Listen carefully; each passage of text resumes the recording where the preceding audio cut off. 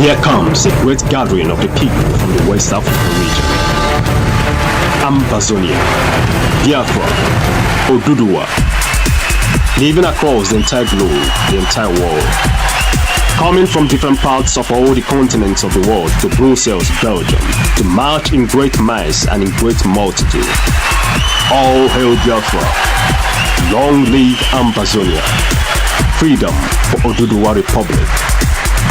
United we stand and shall never fall. With one vision and joint strength, the land of Belgium will feel the heat of this particular set of people from West Africa in 1 million freedom march. Good morning, good afternoon, good evening, and good night, great Biafrans and lovers of freedom. This is Radio Biafra HAUSA-SERVICE coming to you through the auspices of Radio Biafra London. My name remains Mazi Chinedu from Alo province of Biafra land. Today is the 8th day of June in the year of our Lord 2022. I welcome each and every one of you to welcome your friends and well-wishers, even welcome your enemies, please, in this hallowed platform. This is where we worship. This is where we preach the gospel of Chukwuokike Abiama, the gospel of freedom, the gospel of liberation. Do not deny yourself listening onto this hallowed platform. We must continue preaching because our leader have pregnanted us with the spirit of Biafra, and we must continue. Our leader is Mazi Nnamdi Kanu, who is in the enemy dungeon.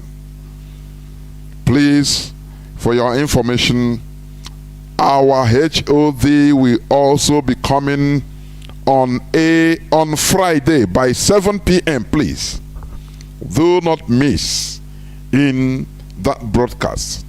Our HOD, the HOD of the indigenous people of Biafra, Mazi Chinedu, will be on once more on Friday, being the 10th day of June 2022. The time is as usual by 7 p.m. BT. Please do not miss it. You also understand our 1 million man march that is coming up on the 14th. That is next week. Is it Wednesday, Thursday, or Tuesday, Wednesday? Sorry. This is the time to shake the world, to inform the world physically, the European Union, to drive into their scores of the emergence of 3 nations in West Africa and Central Africa: Biafra, Oduduwa, and Amazonia. I don't know why we should be denied of being who we are. Do you know that some European countries are, some don't even have airport? Monaco, Liechtenstein. Look, their population are just minute. Iceland is less than 500,000, 365,000 people to be precise, from the president to the last man. But they are living well. Europeans, they made sure that they go where they belong to. You understand me? Because that is to avoid problem. You should not place people in a place you want them to be instead of where they want to be. We want to be ourselves. That is very, that is what we are asking for. Very simple. Why should Britain be forcing us to be where we are not supposed to be? Why? Our late leader Mazi, our General Dimego, he said we have tried to live like Nigerians. We have tried, we Biafrans have tried to comport ourselves to live like Nigeria, but we cannot, because it is not natural to us. Do you understand? That is why Biafra is the key. Therefore, do not miss this 1 million man march if you can. Every Biafran in Europe, any part of Europe, should be there. Also, moreover, do not forget that we are still on our media confrontation with BBC, that biased broadcasting corporation of Britain. Biased broadcasting corporation, highly biased. Our HOD Mazi Chinedu reiterated on this yesterday during his broadcast. Therefore, we should never forget to be inundating BBC with calls and with Twitter, inundating them, for them to understand that we are seeing their evil work. They have not done any documentary on these Fulani terrorists, that are Fulani Hesman terrorists that are killing, terrorizing everybody. All they care to do is to lie against IPOB. That is why they are biased. Babylon Corporation. Biased Babylon Corporation. That is who they are. Therefore, please, we want them to be inundated. Every day, at least, they should be receiving millions of calls and millions of tweeting. Every blessed day. From Biafrans all over the world. Do not lag behind, please. As I said, our HOD Mazi Chinedu will be on air on Friday, after tomorrow. He will be on air to address Biafrans, please. Before I continue, please let us pray.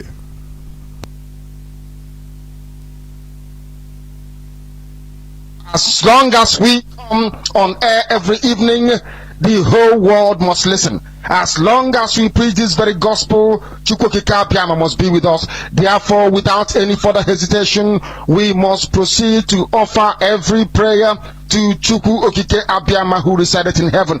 Therefore, as we always commence, not from today, but from of old, our Father who art in heaven, Nanying Kebine Ligwe, Kahagedin Song, that your name may be hallowed by men, that we may bow at the mention of it, that we may offer every glory unto thee, that we may offer you every adoration and adulation, because there is none like thee. You fight our battles for us. Every blessed day you demonstrate through your kindness and your everlasting mercy that you are our Lord, our God, and our Creator. This evening we offer these your children unto thee all over this very planet that you created. They are listening across the entire 24 time zones on this very planet where they inhabit. They are listening to your gospel this very evening, this gospel of redemption, a gospel of hope, a gospel of restoration, a gospel of renewal, this very gospel of freedom, this very gospel of emancipation, as only you ordained, that this very gospel must be preached, that mankind may be set free from the eternal damnation of the creation of the British. My goodness me, I want to remain in the spirit, because we must worship heaven. We answer your name, O Lord of hosts. Everything about us is designed to offer glory unto thee. We have atoned for our sins last year. This very year we have not only atoned for our sins, we have spilled, we have shed blood, they have shed our blood. We have let our sacrifice sacrifice be made unto thee. Even on the 30th of August, as we are being felled by the bullets of the enemy, by the workers of iniquity and of darkness, we remain very strong today to beckon upon thee, to ask you for your mercy and for your grace, to ensure that your kingdom is restored upon the face of the earth, that you can bring your healing hand to bear upon the life of those of them that you created for one singular purpose, and that purpose alone, which is to worship you in truth and in every honesty. Is there any way that we have erred? Is there any way that our ancestors may have sinned? We confess before a congregation of the whole of humanity to ask you, O Lord of hosts, to have mercy upon us. You must have mercy upon us. We have suffered enough. We have been subjugated enough. We have been tortured enough. We have been imprisoned enough. We did not do these people anything. Our only crime is to answer your name. Our only crime is to be born your children. Our only crime is to excel at everything that we place our hands into. Our only crime is to exhibit your glory and your blessing, which manifestedly is upon our lives every blessed day.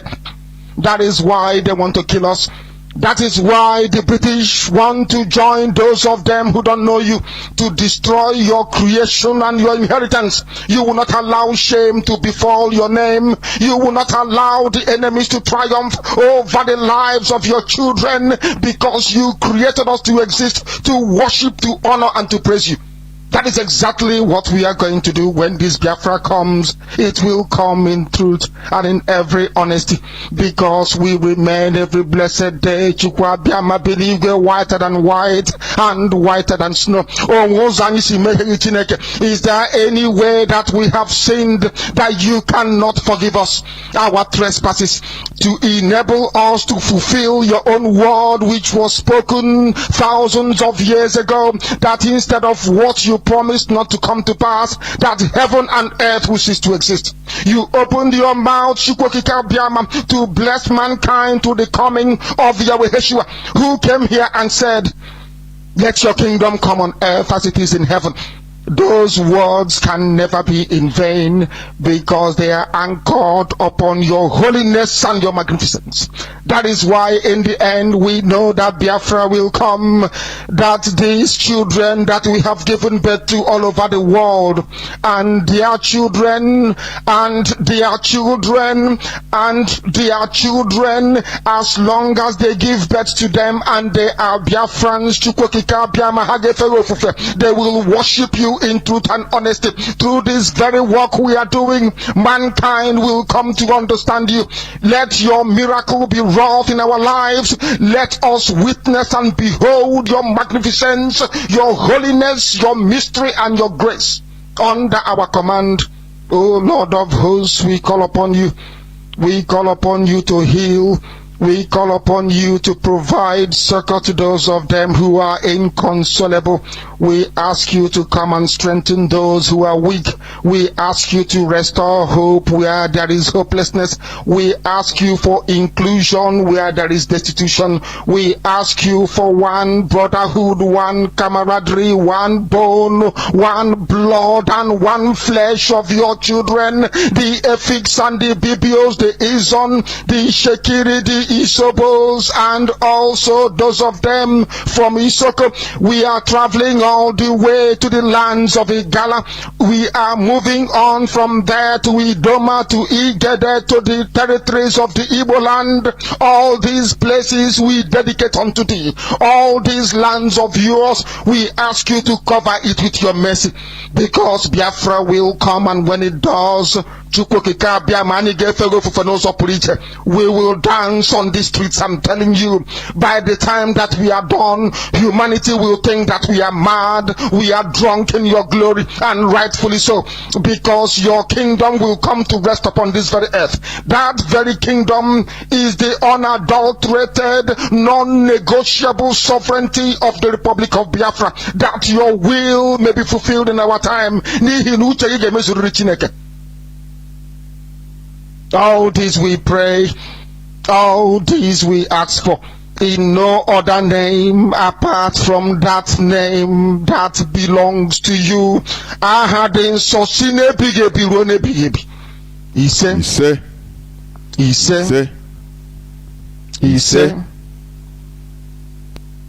Once again, I welcome each and every one of you on today's edition of Radio Biafra HAUSA-SERVICE, coming to you through the auspices of Radio Biafra London. Our leader is the indefatigable Mazi Nnamdi Kanu, who is in the enemy dungeon but must be released. It doesn't matter what it takes. He must be released. That is the reality. Therefore, before I go on, because I will dive into a topic today that is, some people might look at this as absurd, but we must touch it, because here we preach the gospel 360 degrees. You know, I want us to explore the Fulani ownership claim of Nigeria. That will be the topic of my submission today, because I've been thinking about this. Many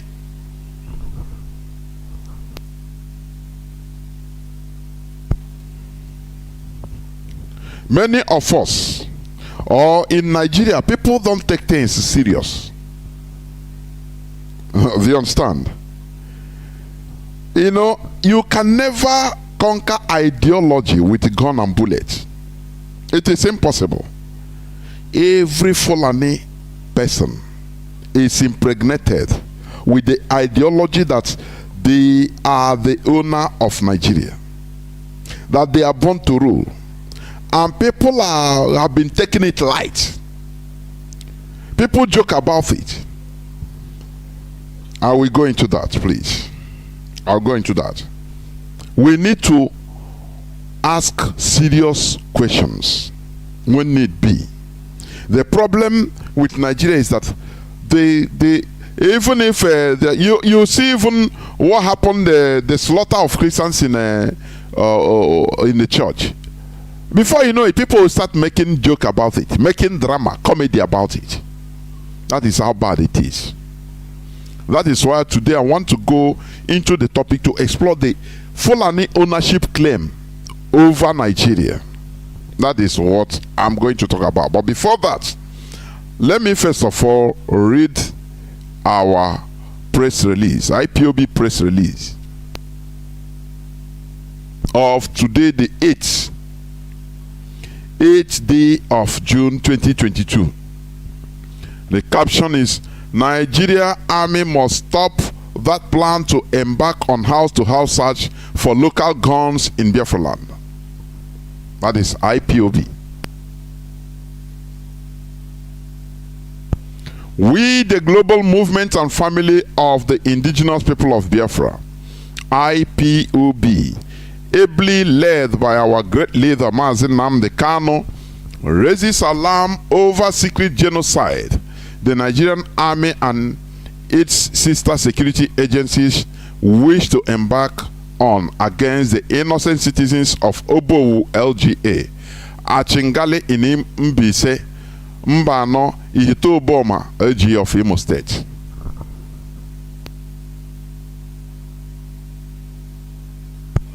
These communities and local government areas were circled by Nigeria Army and police to start their unlawful action. We raise alarm to the public, men and women of good conscience across the globe, to prevail on Nigeria government and its compromised security agents to leave Biafra territory alone and face Fulani terrorists masquerading as headsmen who are raping mothers and women in the north. The information contained in our knowledge indicated that the Nigeria Army and police has been deployed to these communities and areas to embarking house-to-house searching to mop up hunters' guns and personal objects people use for their security. mostly single and double barrel, being used for hunting games and for self-defense from dangerous animals, call themselves Fulani terrorists, as the government agencies cares less about their safety. This move further confirms our yelling over the deliberate attempt to wipe Biafrans out for Fulanis to occupy our ancestral lands. We have also realized that the reason why Nigeria police and army checkpoints are mounted at every town's entrance and exit is to serve as Nigeria government-owned profiling-based high network individuals, Igbos, and the criminal gang network informants. The Nigerian army is now camped at Otoko police station, from where they will perfect their wicked operational plans with the conscripted local vigilantes and other bought-overs as Ndi Oswimi, that is traitors and saboteurs in our midst, and then move house to house encircled for collection of farmers' then guns made for self-defense. Meanwhile, the Fulani terrorist herdsmen, kidnappers, and bandits move freely with not just AK-47, AK-49, but now with Trevor TAR-21, of which only Nigerian government was licensed and authorized to use. Trevor TAR-21 in the hands of those we previously regard as herdsmen and kidnappers got us thinking that they either hired the special military ammunition for operation, or that the police and the armed forces carry out such crimes on mufti dresses in disguise and in communication with their colleagues at checkpoints, with whom they share the ransom after setting apart the share for Oga at the top. After all, no one checks the other. No one checks the checker. IPOB has been vindicated by the latest development and the information from the Methodist prelate who was kidnapped last week. If not sincerity from this father, the enemies of Biafra freedom and independence, traitors would have hammered it on the IPOB family group. We have repeatedly reiterated that Nigerian government and its security agencies, especially army and other security agencies, were aiding Fulani to kidnap our people and accuse IPOB through the media disinformation. But now it is obvious they are in a joint venture, and we want them to vacate our land. We want to make it clear to Nigerian government and her security agents that we want a peaceful referendum. We want Mazi Nnamdi Kanu's immediate and unconditional release. We want the military and police to stop impoverishing our people by way of ransom collection, which is being shared up to the highest command. And we shall not run away from our land, and we do not seek to occupy or covet anybody's land nor territories. Comrade Emma Powerful, Media and Publicity Secretary for IPOB. What the Nigerian government is trying to do is to move around in our land, search house to house, and take guns, even knives, anything that they could see as defensive equipment from our people to render us harmless. Remember, this happened prior to Second World War to the Jews of Germany. Let me tell you this. When the ruling party, the Nazi ruling party, I think it was from 1935, they made a law in order to take all the guns belonging to the people, the Jewish people. Do you understand? And they did that. Everybody should surrender his gun, so that they will be easy prey. At least when people are coming, they will not fear that there is gun in that house, because if there is gun, at least 2-3 people will go down before the person goes down. That is what they fear. Do you see it?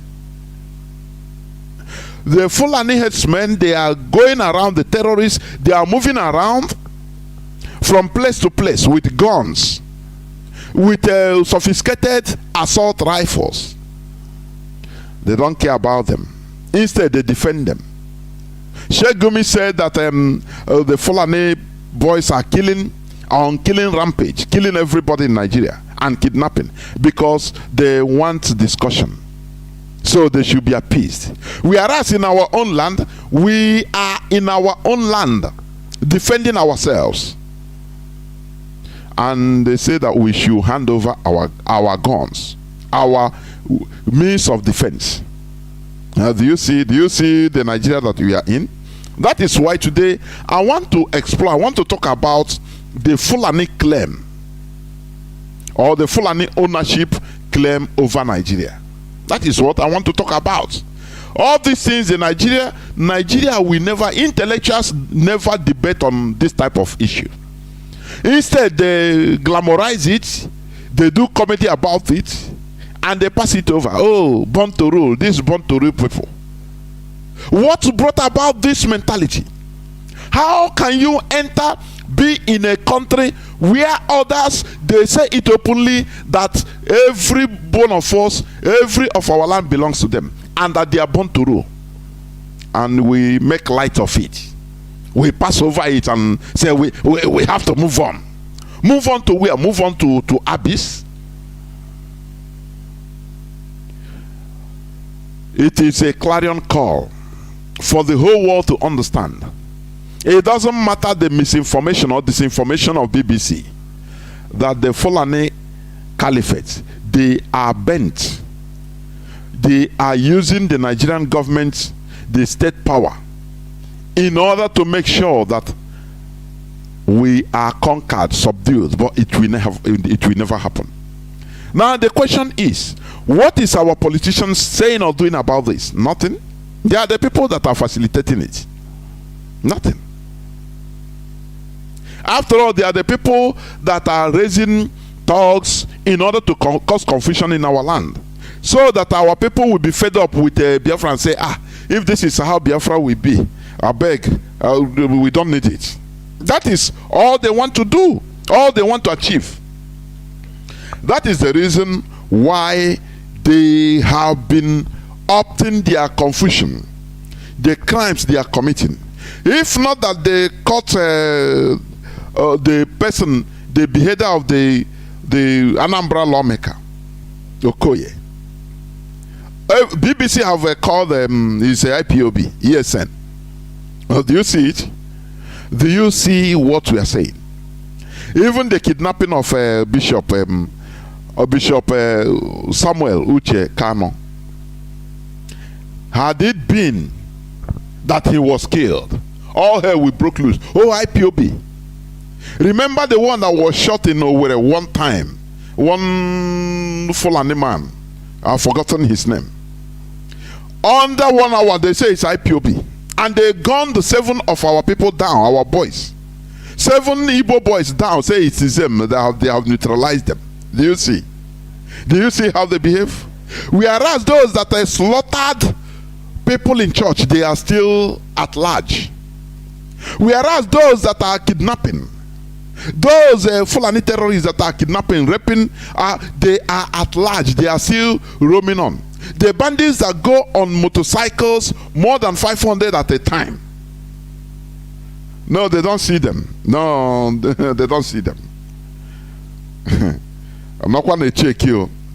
People are mad, going about them, Tinubu, P2B. Let me tell you, if you want to bring angel, bring Jesus Christ in Nigeria to be president of Nigeria, nothing, it will change nothing.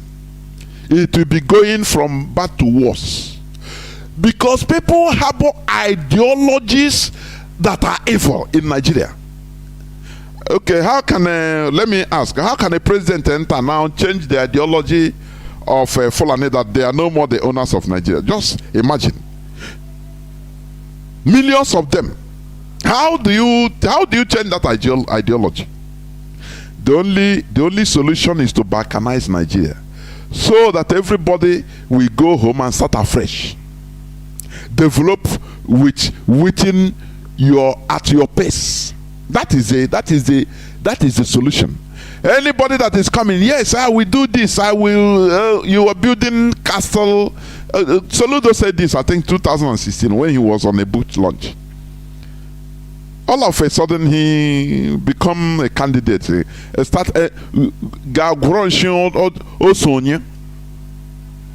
What he knew, he said that Nigeria is just like building castle. Building castle on building 100-story building on a foundation of bungalow. That is what he said. Pump and plain. He said there is no need, that the basic thing should be referendum to discuss, first of all, whether the people agree to, first of all, form a country together. Do you understand? But lo and behold, all those things have gone. Every now is I say the other day, I said that election time in Nigeria is the time of intoxication. Time that everybody is being charged with drug. You don't know anything again. Your eye is not seeing anything again. Only take your PVC, do your vote, let us elect another person.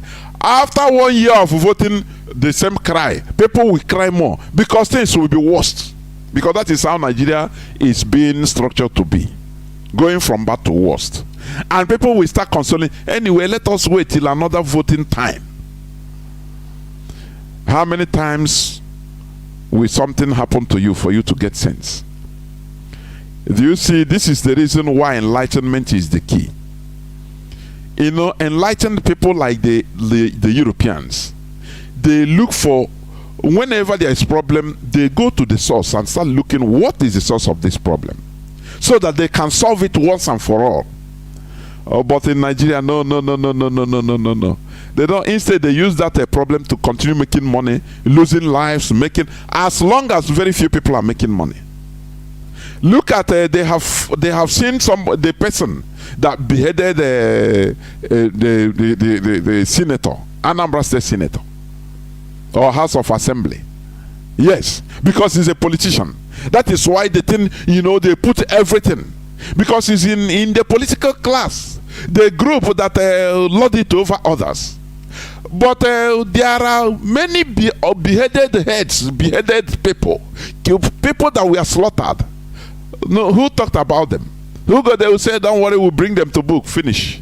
Chicken. Now their end seat. Their end seat. Because Nigeria is about caste system. Who you are, that is what matters. This is not the time of going to election or going to vote. This is the time to come to the basics, come to the grassroots and ask questions. Do you really want this Nigeria? Not people that have been looting. Look at Tinubu now. Look at his statements, or reading of his statements. He cannot even open his papers. His hand shaking. I think they say whether in 60 years officially, somebody that is going to 90-something years normally. These are plain money politics. Openly, Nigeria have turned into another thing. And Britain is encouraging. Continue. It's democracy. Don't worry, you will be perfect one day. Continue. They pay delegates. Akpana, if they dribble you, you give chance. He spent upon the whole money he spent upon denying his identity. Even, first of all, the person he used as his defense, Tambuwal, at least if he fell, he will now go and hang on Tambuwal as Mrs. Tambuwal to be his running mate. 10 minutes to that declaration, Tambuwal just stepped down. Do you see how they do something? That is where pained him most. Upon the whole money, whether $20,000 or $15,000 each, he gives to the whole delegates. Each. Where did he get the money? What is Imwike's work before he become a politician? You see all these professional politicians, they don't have any other work, only politics. That is Nigeria for you. Now we can immediately they hammer him all round. Before he can talk about the people that assured him that we vote for him, he gave them heavy amounts of money in dollars. Do you know what happened? They told the Wike that he gave them fake dollars. So we came in on the they brought out fake dollars and say, this is, if you talk, we say, it's you that give us this fake dollars. They don't know anything. They are very smart. Let me tell you. That is why they're on top of everybody. They look at what because we can say, okay, refund me, you have betrayed me. Refund me the dollars I give to you. They first of all say, this man gave us fake dollars, so we can, and they will go and bring. They have all these fake dollars printed. They have everything. So if we can make noise, talk about, they will just bring it. Our EFCC will go and break his door, break his ceiling, and take him like a rat, as they took Okorocha. Okorocha was even fighting for his coming out of jail, his bail. This is where, Chineke, these people, our political class, they are gradually submitting us, perpetually submitting us into the Fulani control until Mazi Nnamdi Kanu came. How many of all these politicians have our backing? Because they don't represent us. If therefore I can openly say that they are elected to obey the tenets of Nigerian constitution, not to obey the people's wish or to do the people's wish. What else do you want to hear? That these people, they are just there for themselves. A word is sufficient for the wise. Let me go just into a few headlines before I go to the main body or the main topic of today's submission, please. Now, there is one drama, one headline. It says, drama as Aisha refuses to climb the podium with Buhari to hand the Tinubu victory flag. You know, people are mischievously still believing that person there is Buhari. Upon the whole expose our leader did, together with the revelations of his wife Aisha Buhari, today he has also done it again. On Wednesday, President Muhammadu Buhari's wife Aisha Buhari expressed her displeasure with the All Progressive Congress presidential candidate Ahmed Tinubu. Within Nigeria gathered that despite several requests, the First Lady refused to join her husband at the podium for the presentation of the party's flag to Tinubu. Even when officials from the presidency came to tell her she was called to the podium, Aisha refused to move from her seat in the VIP section of Eagle Square. Tinubu was, however, handed the flag by President Muhammadu Buhari as Aisha's space on the podium was left vacant. Do you know what it means? This woman is telling Nigerians that this man is not my husband. Do you know what she used to suffer? Anytime she nears that man, the husband, the real husband, will come to torment her in the dream. Do you know what it means? That is why Aisha Buhari openly refused to go and join his so-called husband. And Nigerians are still foolishly believing. Why? Anyway, there is nothing you can do to Nigerians unless you kill everybody. That is why sometimes it's good that terrible things continue happening. So that people, because nobody believes anything until the thing touches him. That is what I see in Nigeria. I never, even the bishop, in his statement, he said, I never understand even what is kidnapping until I suffered it direct. You see, a statement, this is a very shameful statement, because this is the character of an average Nigerian. Something must touch him before he believe that, oh, this thing is true. It's true. Oh. Now these people, they call bandits. Oh, see, oh, they kill my friend. Oh, now I believe. Oh, when others are crying, thinking, there is no empathy. Do you know that in that Bishop Samuel, the prelate, in the Facebook page where somebody put his his press statement, public press statement, I went down to the comment section and I found out somebody saying, there was a person that said, this man just arranged the whole thing, so forget about it. And I start thinking, I said, exactly, this is the character of average Nigerian, Igbo man in particular. They will never believe until they see it happen to them. Sometimes I say, saying that we are smart is a useless statement. I'm telling you honestly. We are the most foolish people in that setting called Nigeria. Look at Otechi no Pasha. In as much as that, we are not interested in their election, because there should be no election. There should be no election. What people should clamor for is referendum normally. We are saying this, just giving you example because of what is happening and giving you analysis of what it portrays. Before the election time, the primary, people that are boasting that they have Abraham Nana, that they and the caliphate are eating in the same plate, like Okorocha. Look at how they relegated them to the background. First of all, they send message to go and collect that idiot Okorocha in his home, because he want to, he's making noise. He want to be president. For who? For where? Do you remember the leaked phone conversation between Kanu and Alhaji, where they say they don't trust any Igbo politician? It doesn't matter how they serve them or pretend to serve them, that they are all businessmen. These are very foolish people.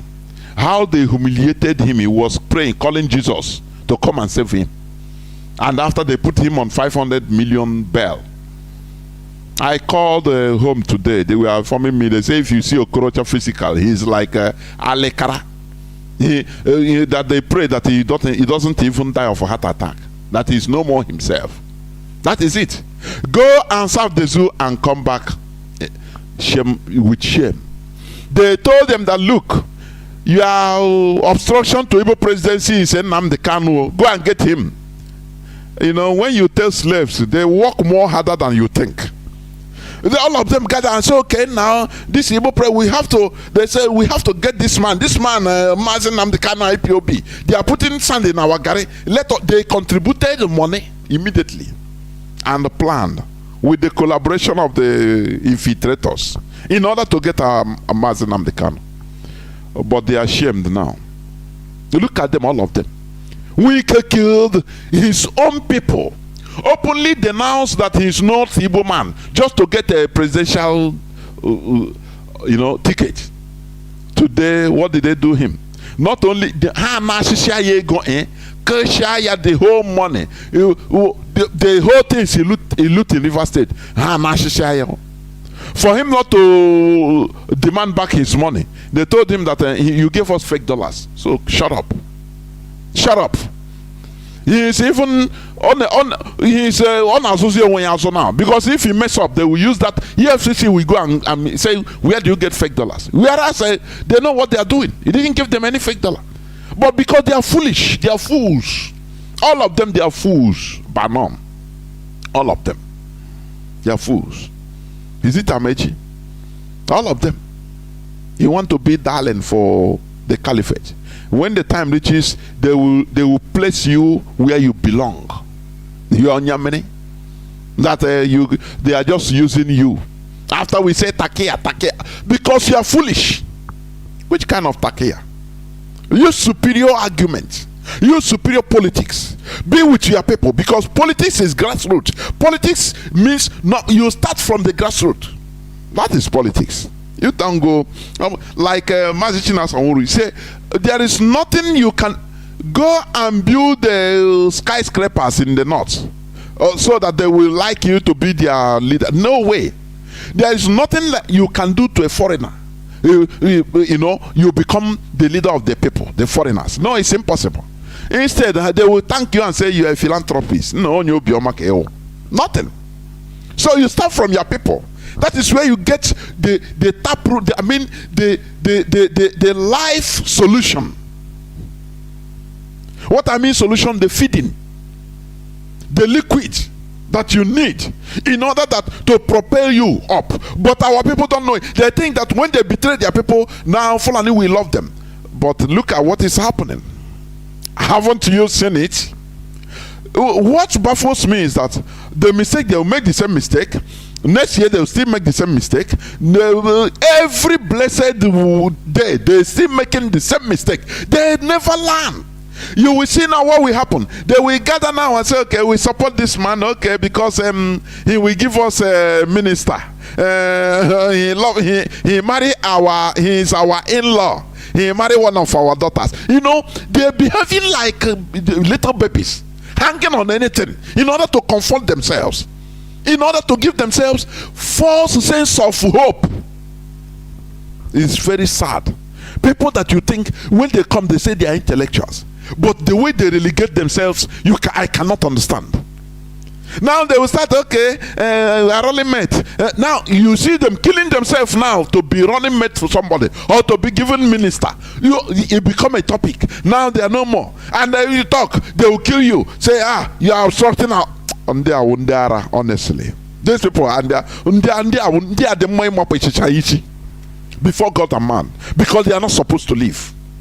They are not supposed to live. Let me read another. I don't know before the time is going, but we must preach this gospel. Now, Aisha Buhari told another blow. They told, we are in this world. Where in this world have you seen a first lady refusing in the public, in the press, everywhere, in the media, in the presence of the media, refusing to go and join his so-called husband? Where? Only in Nigeria. But Nigerians will laugh over it. Why didn't they to hand over the flag, the APC flag, to Tinubu?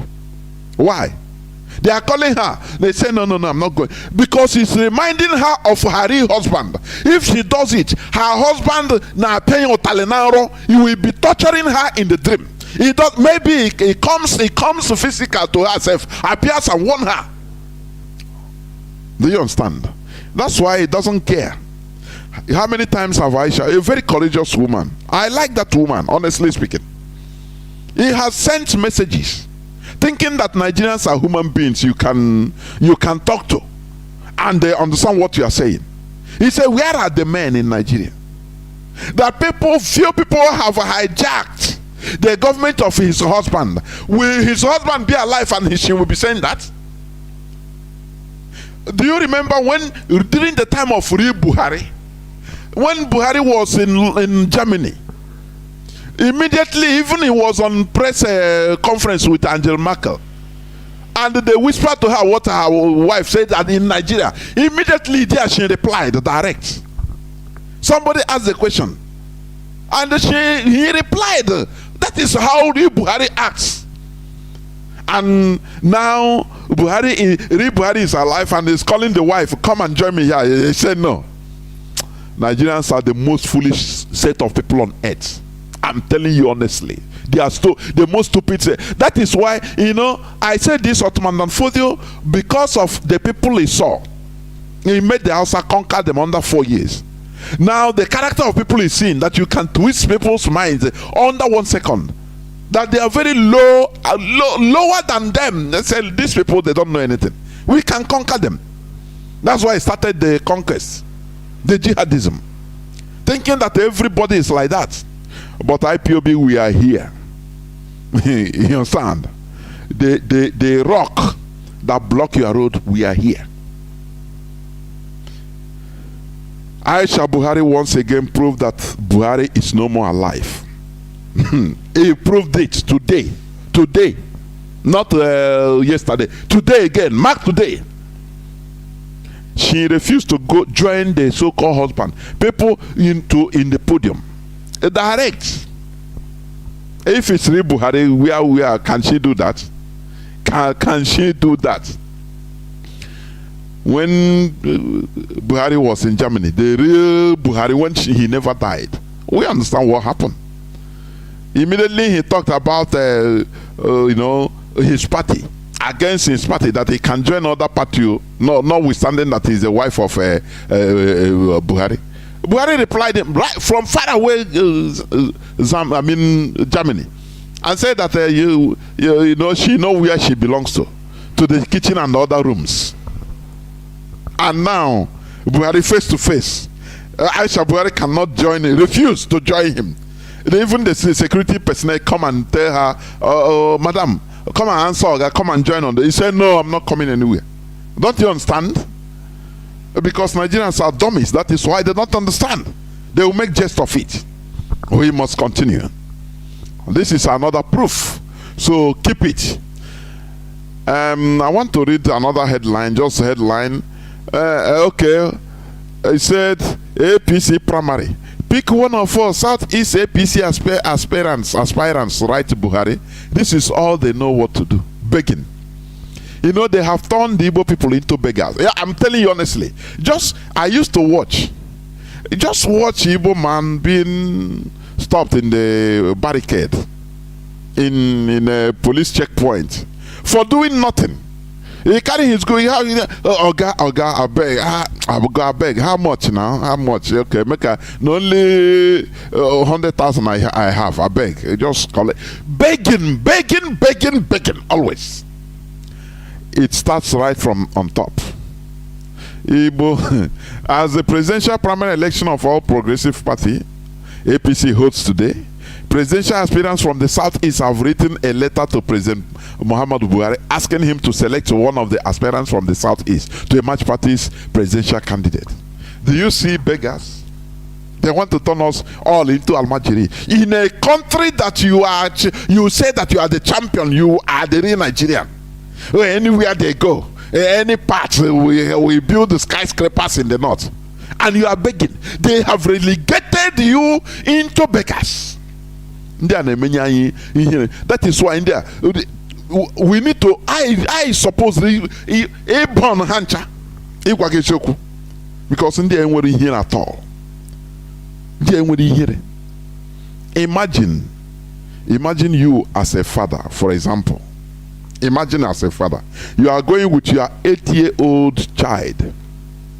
Your 8-year-old child thought that the father is the most strongest man on earth.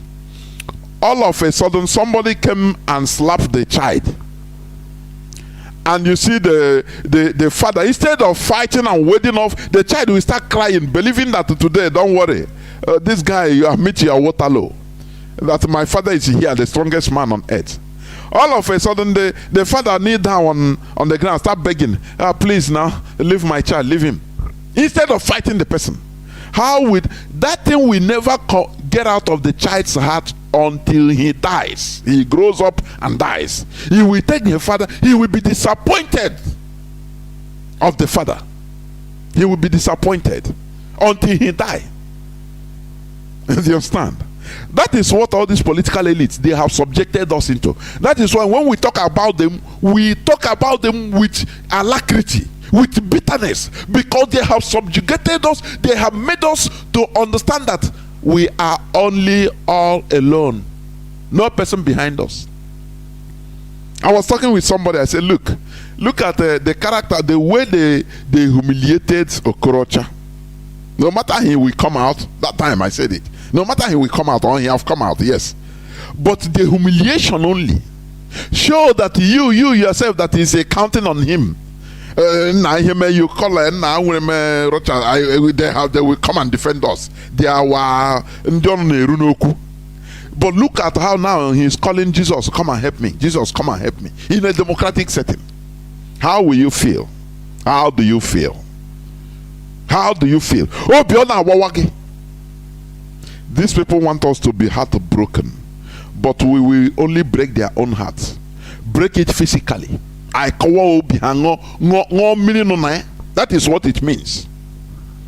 No, they are writing, they have written, and today, just imagine that they beg and get it. You are miserable as a beggar. A beggar is always, they will not give you good thing. Coins leftover. Now they will start giving them leftover, and with that leftover, they will be killing their people. You understand? Oh, no, we appoint you. Look, he love us, so a ministerial post is good for us. He put because he marry our daughter. So let us. They are always. I say these people are. I don't know. They are out of this world. I mean, Igbo politicians. I hate them. I hate them with all my heart. I hate them. Honestly speaking, I hate them. I'm saying it here on air. I hate them. Not today. Because these people, they disappoint in a place like Nigeria where they run tribal politics, where they run defend your own first, and every time they are coming, we are the real Nigerians, so we get out for fair equity and justice. You run equity and justice in with the Fulani Caliphate, they kill you. As up equity and justice. Is it not equity and justice that killed instead of rounding himself up with his own people, because the days are evil. He have Notana in order to show that he's a detribalized Nigerian, and the tribalized Nigerian breach here. Did he come out again? Pay because of his stupidity. That is the truth. Even sometimes I know now. Sometimes so people now want this stupid, I become annoyed. It's again our fallen hero. And heroes, I don't feel comfortable all the time. It's only out of stupidity, hero or hero. Only out of stupidity. Out of stupidity. We must continue, please. So the people, they are after writing letters begging, give us now. They will now console them and say, okay, come. I have a position for you. You know, you are not Nigerians enough. Don't worry, in 2085, it will be your turn.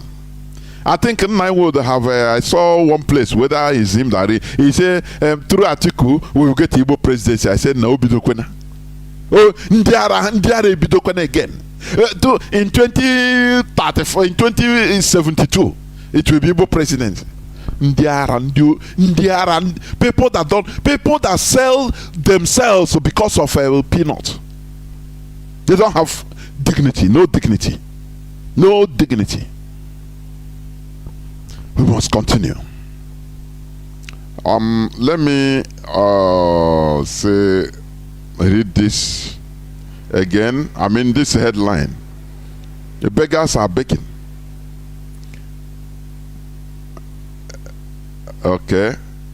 Now there is this headline about Oyodekpo's bombshell: Buhari government evil from head to toe. APC will never rule again. There is a way these people act that make me laugh. Presiding Bishop Living Faith Oyodekpo on Wednesday lashed out at President Muhammad Buhari, describing it as evil from head to toe. He said it was now clear that when the wicked rule, the people mourn, saying that he shouted this in 2015. I'm not a propagandist, I'm not a public speaker. You are a public speaker, for goodness sake. I am not an activist. What are you? If you are not an activist, what are you then? I'm a prophet. A prophet is normally supposed to be an activist, because once you are fighting evil, you are an activist. So how these people even refer to, I don't know. They deceive the gullibles anyway. I'm a prophet. You blindly went and brought in this wicked government. Nigeria has never suffered evil like this in our history, and they still want to rule. Never. After 50 years, people were slaughtered. After over 50 people were slaughtered, there has been no response till now. They are evil from head to toe. It's now you know. It's now you know. Why didn't you bring out your people to come, call and say, okay, let us gather as Christians and at least do protest? When people are being, churches are being burnt in parts of the north, in Borno, in Katsina, in Sokoto, churches are being burnt. I saw on Facebook the foundation of, they are laying a foundation in one school, a university in Kaduna, and they go there and they scatter the foundation. I think a chaplain. That is a Catholic church where students should be, a church where students should be praying. They go there, they went there and they scattered it. And you don't see it. When you see evil, you don't talk. You allow until that evil reaches you. At that time you start talking. You are an evil man. They have been slaughtering Christians from every corner. People do nothing. They continue asking for tithe. Oh, pray. Even in this place, there is a place he said you pray. Oyedepo in a video posted by Church Gist added that I know the God I serve, and I know that the church is his beloved. And you touch the church, you touch the apple of the eyes. Whatever you now see is what you have chosen. But I know this God. Let God rise and let his enemies be scattered. Do you see where they used to deceive people? That is where I used to be mad at them. They will say something good instead of telling people, let us do something physical. They will say, okay, let us, look, God, don't worry, God will watch them. God will, Fulani will be laughing at you. Say, okay, if it is God you rely, don't worry, leave God to do. Leave him to fight for you, no problem. We will do our own fighting, but leave God to fight for you. Is it not stupidity? Those people that they slaughtered in Ondo, in Owo, are you righteous than them? Do you pray more than them? The answer is no. Because stupidity counts. God does not love a stupid person. Do you understand me? I've been saying it, and Nigerian Christians are acting, they are very stupid. And God allows them to be slaughtered always. Even the Bible, you know, we quote Bible because in every book you learn something you can use. That, you know, that's why I myself, in as much as I don't see the Bible as the ultimate word of God or word of God. No. But there are things I take there. I learn something from there, and which in every book, in Quran the same thing. In the Hindu book, the same thing. All old books, you can learn something from, even James, ordinary novel, you learn something from novel. Talk less of all these other books. You understand? So I used to ask people, why is it that God loved Jacob and hate Esau? It's written pump and plain in Bible. I love Jacob and hate Esau. Because Esau is stupid. That's the thing. Jacob is smart. He deceived Esau. But the person, you know, for you, the God you are serving is a God that would have vindicated Esau. Because Jacob deceived Esau, so he would have pampered Esau and say, Jacob, beat Jacob and say, why do you deceive your brother? Instead, the God loved Jacob because he's smart. Do you see? Because he's smart, he deceived Esau. I shouldn't say deception. He outsmarted Esau. Because Esau was just hungry. Instead of telling his brother, please, I need food, can you help me with? After all, he's his brother. Or wait and cook his own. Instead, they started. Then Jacob saw that the opportunity have come. He said, can you sell to me your birthright? Give to me your birthright before I give you porridge. I said, what is my birthright? What does it mean? Beg, I need my belly. That is what the politicians in our land are doing. That is what these churches are doing in our land. Do you understand? When you are invoking the power of God, mythical power of God, to come and slaughter the Fulani that are holding AK-47, you are simply stupid. We are in a physical world. Do you understand? As they are holding AK-49, you find a way to organize yourself in order to hold what they hold, and they will stop. It's as simple as that. He said, when you talk, you know, people think that you are making good points. Now you call, say, don't worry, God of Jacob will kill the Fulani. Who tell you? We kill the terrorists. Who tell you that? You are calling God of Jacob, right? Read the history of Jacob, and you know that why is he called God of Jacob? Why are you not calling God of Esau, the stupid man? So we must continue, please. Let me go direct to the topic of today's submission: the Fulani ownership claim over Nigeria. That is what I want to talk about. Please, no matter what, stop calling these people the House of Fulani. It doesn't matter what. Please. You know, what I see in us is this tiredness. You know, when you do something 1 day, 2 days, 1 year, you think it doesn't work. Now you say, nah, if it's like that, all of them are the same. No. What we are doing is working. Isolate the Fulani. They are the problem. Forget about whether some houses are working with them. Rome is not built in a day. After all, today you see our politicians, they are still going in stupidity. Don't you understand? Are they not Igbos? Are they not Igbos? Don't you see infiltrators in our midst that see the grievous situation we are in, but all they chase is money, all they chase is you know, gossip, this and that? Are you how are you what are you going to talk about that? So stop calling them House of Fulani, please. Classify them the way they are. Do you understand me? Do you know that? Let me tell you why I say the Fulani, they are, you know, they are smart. Whenever they come on open press release, they call us Igbos. You know, these Igbo people, Igbo. In that Igbo is not what they really mean. If they start killing, they will kill both Ijo, but they make sure they name that Igbo. That is isolation. To make a German feel that, oh, no, as I'm not Igbo, so they didn't classify me, so no, don't worry, I'm safe with them. But if they want to kill, they will kill everybody, both Ijo. If they don't even care whether they call everybody Igbo, but they mention that name Igbo. So we call them Fulani. It matters a lot. Stop insulting the House of Fulani. It matters a lot. All these little things is where there is wisdom, but you know, only very few understand it. I'm telling you honestly. Stop inserting that House of Fulani. What we have are the Hausa and the Fulani. Classify them Fulani, the killers. If they have any other group there, only isolate the Fulani. It doesn't matter. It's working wonders. Don't you understand that? And stop saying that Biafra is southeast. We are the east. Please. Let me go direct to the topic of the day. The Fulani ownership claim over Nigeria.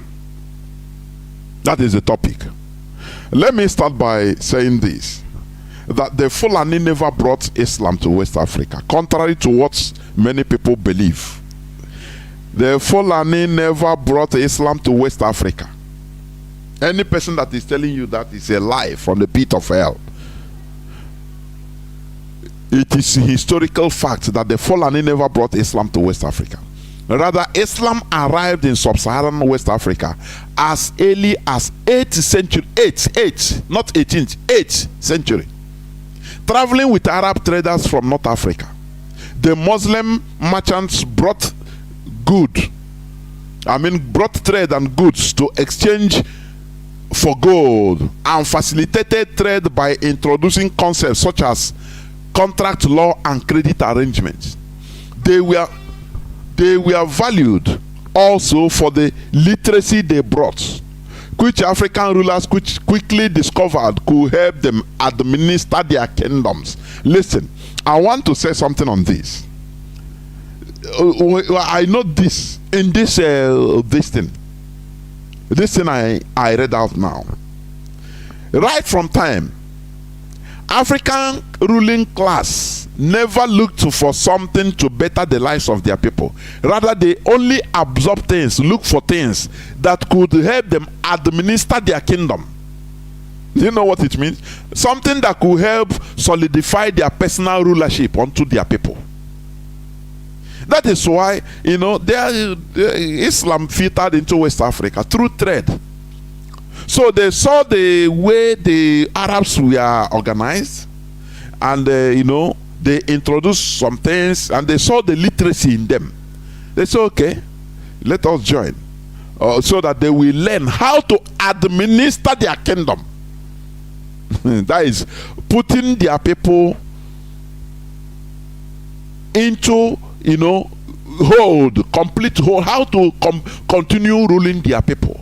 They never say, oh, we learn how to even produce the goods they are bringing, to learn how to better the lives of our people. No. So this greed in Africa, black man, is not today. It's not today. It didn't start today. And also, something we should also is worthy of note.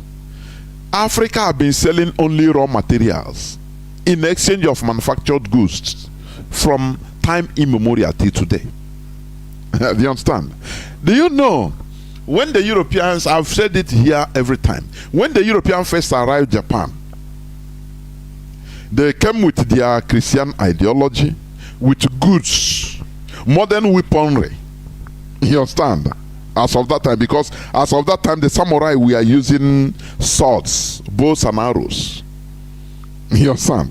But the Europeans, they went with cannons, with gunpowder, and they displayed and showed Japanese the first time they had in contact. And the Japanese were fascinated about on the modern weapon. And they say, we need this one, we buy it. They bought that first samples. Nobody taught them to use it, finish using it, and continue waiting for Europeans to bring another one. They used their initiatives in order to photocopy, manufacture all those things. They started thinking. They didn't. Oh, Chineke. Africans, what they know, anything they bring, they finish it. When they finish it, you know, in our land today, there is no control on even hunting. Hunting. That is why, you know, I know here now. Do you understand? No control on hunting. All African know is eat everything now, or finish it. Once you finish it, now you start calling tomorrow hunger. You start calling God. God will throw it from heaven, another one from heaven to come. Very primitive character, and it's still going on till today. Do you know, at that early time, even 8th century, Arabs were bringing goods, manufactured goods, and Africans, all they are selling is raw materials, gold, something that you dug out from the ground, something that nature put in the ground. This is what they sell. They never think and say, how can we be doing this? How can we be manufacturing this so that we sell finished products to people also? Very, very sad, honestly. Very, very sad. This is what Biafra will change. From chronic non-producing consumers to manufacturers. This is why Britain is fighting against us. Because for them, they believe that if Biafra comes, that they will lose the African market. But that is lie. That is lie. After all, why didn't they think about it and continue humiliating Germany after the Second World War? Why did they help Germany? For you to know that it is not this. It is, you know, Britain, let me tell you, what it is a race issue, racial problem. They say, how does people that we bought with our money, this is a conspiracy, European conspiracy, I'm telling you honestly. How does people that we bought with our own money, now tomorrow they will be competing with us? If we manufacture car, they will manufacture car. Before it was, you will be asking this one how much, you'll be asking how much to sell the person. It's a race issue, racial issue. Otherwise, if it is because they are afraid, as we believe or made to believe sometimes, that they are afraid that we'll be competing, why are they not afraid of competing with Germany? Why didn't they destroy Germany once and for all after the Second World War? Because they occupied Germany. and they made laws in order to destroy Germany. But after they came up and said, no, no, no, no, no, they are Europeans like us. If we do this, in next decades there will be problem. They wanted to depopulate or assimilate Germans everywhere, so that there will be nothing like Germany again. As all the population will be scattered to Croatia, Poland, Yugoslavia, England. Now they will have other nationalities. What they want to do to Biafra, we Biafrans. Do you understand? But after they say, no, no, no, these are white people like us, we help them to rise up. Only that we make sure they change their ideology, that we are all one, and they allow Germany to grow, and they are seeing a good result today. But when they want to do it in our land, Britain blocked it and said, no, if you allow Biafrans to rise up, they will go on, destroy all the technology, destroy. And he, being a moron, did the same thing. What Britain don't want is for a black race to be manufacturing something as Biafrans. So you'll be consuming. So that, do you know that if you go to a British embassy, they used to like it. When they will reject you visa, deny you visa, the way you cry or you feel, they will console you. Don't worry, call, you can try back in the night. It makes them happy. Don't you understand that? Europeans, it makes them happy when they come out at the embassy, they see people lining to get visa. Oh, they make you feel that you are going to heaven. That is, they want to complete. Every time you'll be begging, you'll be below and they're on top. Oh, somebody, a president is sick and they fly him to Germany. Don't you understand what it means? He will go, they will put him in a hospital in Germany or in Italy or in England, where ordinary citizens are going. Something that will cost £300 for ordinary citizen, a treatment that will cost £300. Your minister, a president that will fly from Africa, they will give him a bill of $1 million. Don't you understand this? It makes them feel that they are your God. Do you understand? And they will cancel you. They'll make you not to build good hospitals in your land. That is racial issue. Do you understand that? It is racial issue. That is the reality. So it's not about trying to be afraid. No, why? If they should be afraid, they should have destroyed Japan completely. They would have destroyed even Italy completely, because Mussolini fought with the Nazis, with Hitler, the then president of Italy. He fought on the side of the Nazis, Hitler. So why didn't they destroy them when they captured everywhere? We must continue. Let me start by saying the rise of Fulani Islamic Jihad started with a group of Fulani Islamic fundamentalists known as the Torodbe. T-O-R-R-O-D-B-E. Please Google it, search for it. This is the rise of this Fulani jihadism you are seeing today. Tiny group of people among the Fulani. Do you understand? A class of Muslim scholars called the Torodbe rose up in Futa Toro from as early as the 9th century to as late as 13th century, later spreading throughout the Fulbe territories. Fulbe, that is Fulani territories.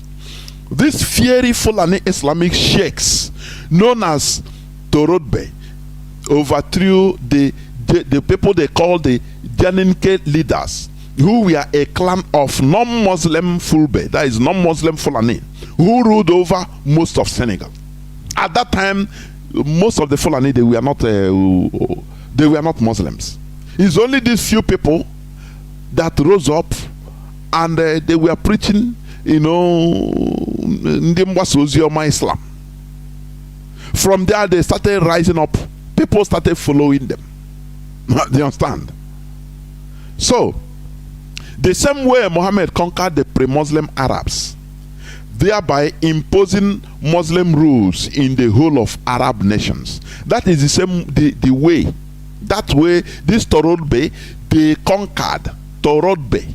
They conquered the whole Fulanese to become, they forced them to become Muslims. You understand? They overthrew their kings and forced them, took over power, forced them to become Muslims. You know, before pre-Muhammad era, Arabs, they were not Muslims. Because that time Islam never come. Muslim religion never come. Do you understand that? So, they were worshipping like any other race, their traditional religion, until the coming of Muhammad. And he started by, first of all, conquering his own people. That is what the Fulanese did. This Torodbe, they first of all conquered their own people, bent them. Two of the Torodbe clans in Futatoro claim to be descended from a 7th century relative of one of the companions of Prophet Muhammad, who was among a group of invaders of Futatoro. I'm telling you, I'm coming to this topic that said the Fulani ownership claim over Nigeria. I'm coming there. Now, these people, they aimed to eliminate relics of traditional religious beliefs and to elevate Islam from a personal belief into the law of the land, creating theocratic states. Because many Fulani that time, they were not Muslim. Most of them are not Muslims. They have their traditional belief or traditional religions. But these few people, after rising up, now they try to, convert, elevate Islam from being a personal belief. Because when individuals accepted Islam, individual Africans, from 8th century, 700 something, it was an individual, religion. People were practicing it individually. I've changed, I've become a Muslim. There is one religion, I'm a Muslim. So it doesn't matter in the family. People were moving. But these people now, they first of all try to conquer their own Fulanese, the Torodbe. They try to conquer the Fulanese themselves first. Because with it, as I say, you have to start from the grassroots. When you plant a corn, the seed must go down to get root first before coming up. That is how politics is. That is why I also blame our political elites who think that they can get anything by floating first. How can you plant a corn and you first of all bring leaf? It's impossible. If you do that, you will die. That is why these our so-called politicians are stupid. Instead of them, let me ask, can any Igbo politician call, say people, I want to see 1,000 people on the streets tomorrow, without, candidly, he doesn't give out any money to buy anybody. He call or say, okay, I want people to come on the street. No person no Igbo politician can do that. They make our people know that is buying, you have to bring money.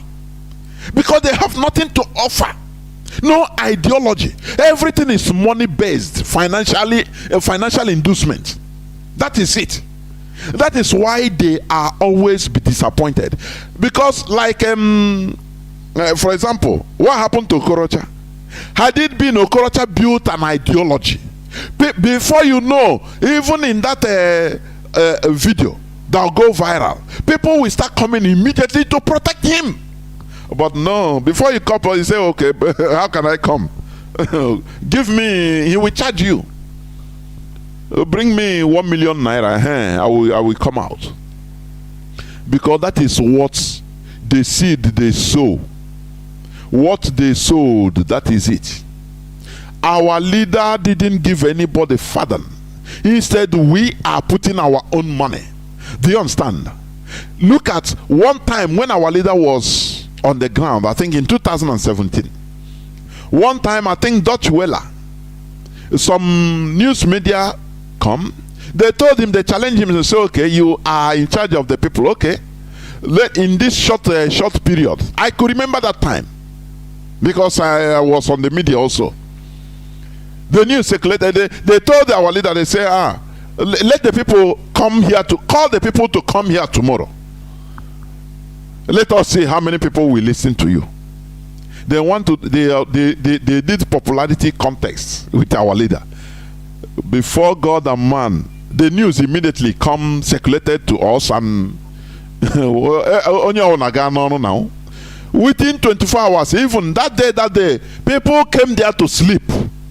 The following day, the Dutch Wella, the news media, they were shocked. The whole Umuahia city, Ibeko, and beyond, we are occupied with people. They say, no. you don't need to tell us again. We have seen it. Don't worry, we have seen it.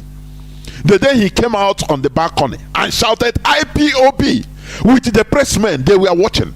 They couldn't believe their eyes. Under 24 hours notice, or less than 24 hours notice, because that day was in the afternoon. So they said they want our leader to call people to come in his house so that they will see how people will respond. And before 24 hours, people start coming that night to sleep there. Did he give us anything? You need to tell the people the truth. You need to let the people understand that you are fighting for the people, and people will become your taproot. They will be giving you food. No person will touch you. Our politicians don't know this. They believe that, just go, don't worry. What we see sitting down, you cannot see it while climbing skyscraper. And I asked them, say, please, can somebody just graciously come and tell us that thing they are seeing that used to make them behave like that? They will kill you. They will not kill you if the people are with you. It's impossible. If they will kill, they would have killed our leader. But they know that if they try our leader, people are dying for our leader, dying for our struggle, dying for our leader. Now you want to touch our leader? No, you bring a war that war without end. People will become simple cannonballs by themselves. They know that. Did our leader give us money? No way. Did our leader give people money? People that died for him money? No way. People died the day they invaded our leader's house. 28 men fell. Those people, and they were forcing our leader to leave. Our leader wanted to stay. See, move out from here. Even if all of us die, no problem. Your life matters for us. That is why I used to cry for the death of Dr. Obadiah Mailafia. Why his people didn't tie him up in inside flight and take him away, I cannot understand. Because his life is more important. His life was more important to others than to himself. There is a position you be, your life, it doesn't matter to you. You want to die, they say, no, you cannot die, because if you die, we are all finished. So, it's better we die for you. You see it? Okay. Let me continue. Remember, I'm talking about, this topic I picked, the Fulani ownership claim over Nigeria. It has been going on since ages. We have been hearing it. People sing it in music. Patioba sing it. How do they call it? Born to rule mentality. Born to rule mentality. Dangerous. And we are playing about it. People never really dive inside to know, why are we staying in a place where some people say they are born to rule, they are the owner of the land, and we don't discuss it. We don't discuss it. It's just like, for example, when our leader started about Biafra, people were calling him a miscreant. People were trickling in little by little. They call us jobless people. They don't know that it's imbibing ideology inside us. Something we knew, many of us knew before, but he came, he promoted it, he manured it. Iginla said, millions of people are pregnant with Biafra. It's an ideology. That you don't kill ideology with guns and bullets. Instead, you kill ideology with superior arguments. Why are Nigerians shying away from discussing this Fulani claim over Nigeria? This ownership claim of Fulani over Nigeria. It's absurd. Right from the time. If you talk it, they will laugh over it and say, oh, don't worry, it doesn't matter. The Nigerians believe that a wishful think, they wish away thing. You can wish away something and it goes like that. Oh, what about I beg, leave Nnamdi, they can leave him. He's just joking. And the things will go like that. Because they are lazy and stupid. That is the reason. Instead of diving into say, look, why do you have this mentality? We need to discuss it. Let it be a national discourse. What makes you have right over Nigeria? It should be a national discourse so that people will understand. Look at how many times they tell people they kidnapped. These are the foot soldiers telling people they kidnapped that look, Nigeria belongs to their father. To the Yoruba man said it of recent. It has been going on every time, year after year, month after month, every time. The politicians, the Fulani politicians, they try to bring Ruga openly. No way. They go through backyard, try to introduce bill in order to confiscate our waterways to the federal government. I don't know where that bill is still now. Because they believe that they own Nigeria, so they have to do everything in order to secure their property. Now, people refuse to discuss about it. It should be going on as a national discourse. Why do people have this type of mentality? When the foot soldiers of Fulani will have this type of mentality, there are millions of them. How do you think that you can live in a peaceful country? That Peter, we will come and solve everything. You are simply stupid and mad. You are stupid. It's just like when you come, you say, no, Biafra are agitators. No, they are agitating for their life. Don't worry, we go away. That is rubbish. Engage in convince us. Our leader was shouting since. Any person to come and convince us that Nigeria is better for us. It's superior argument. Once you convince us, now we throw down. No problem. But none of them, nobody cared. They only believe that gun and bullet they don't manufacture. They scavenge for guns and bullets all over the world. They don't manufacture even simple bullet. Do you see it? Do you see the irony?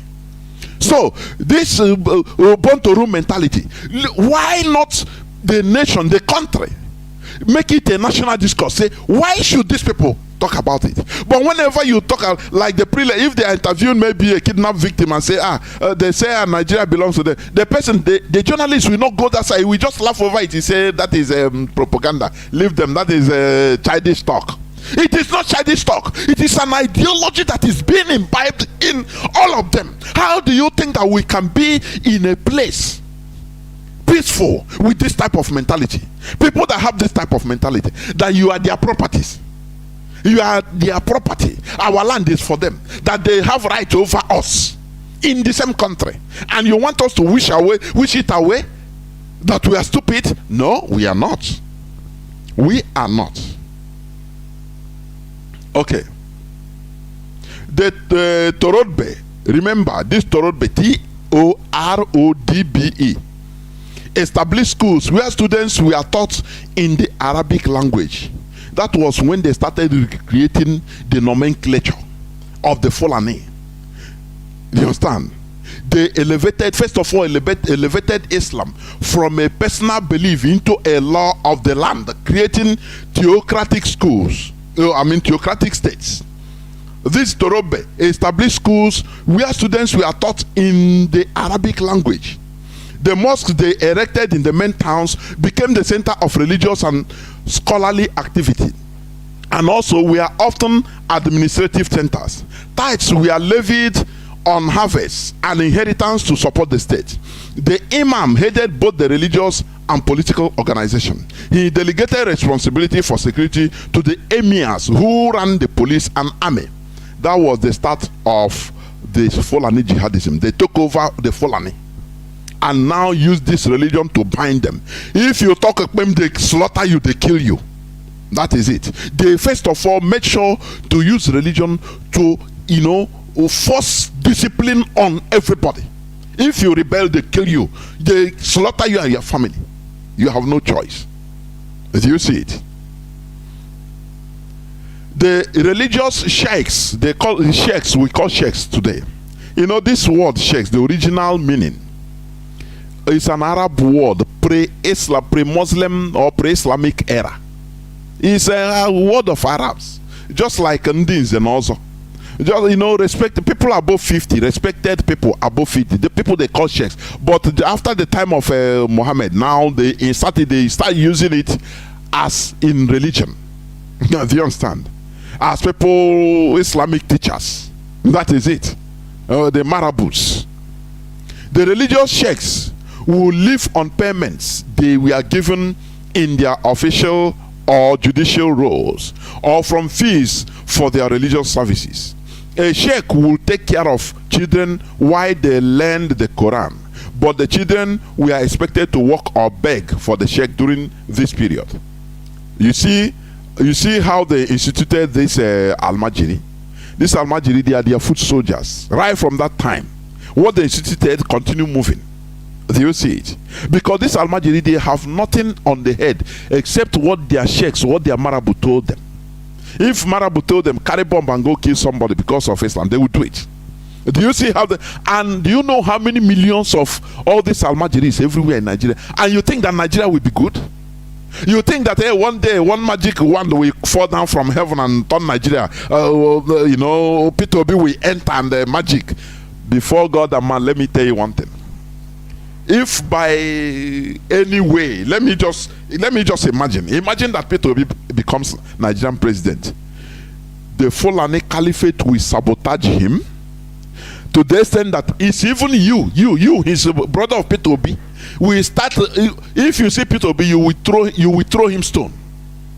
People don't understand what it means to run a country like Nigeria. They don't understand. They think he's only talking. Somebody say Peter Obi will win only in Facebook, in the social media. You know, you will have a good mind, but that is not. There will be.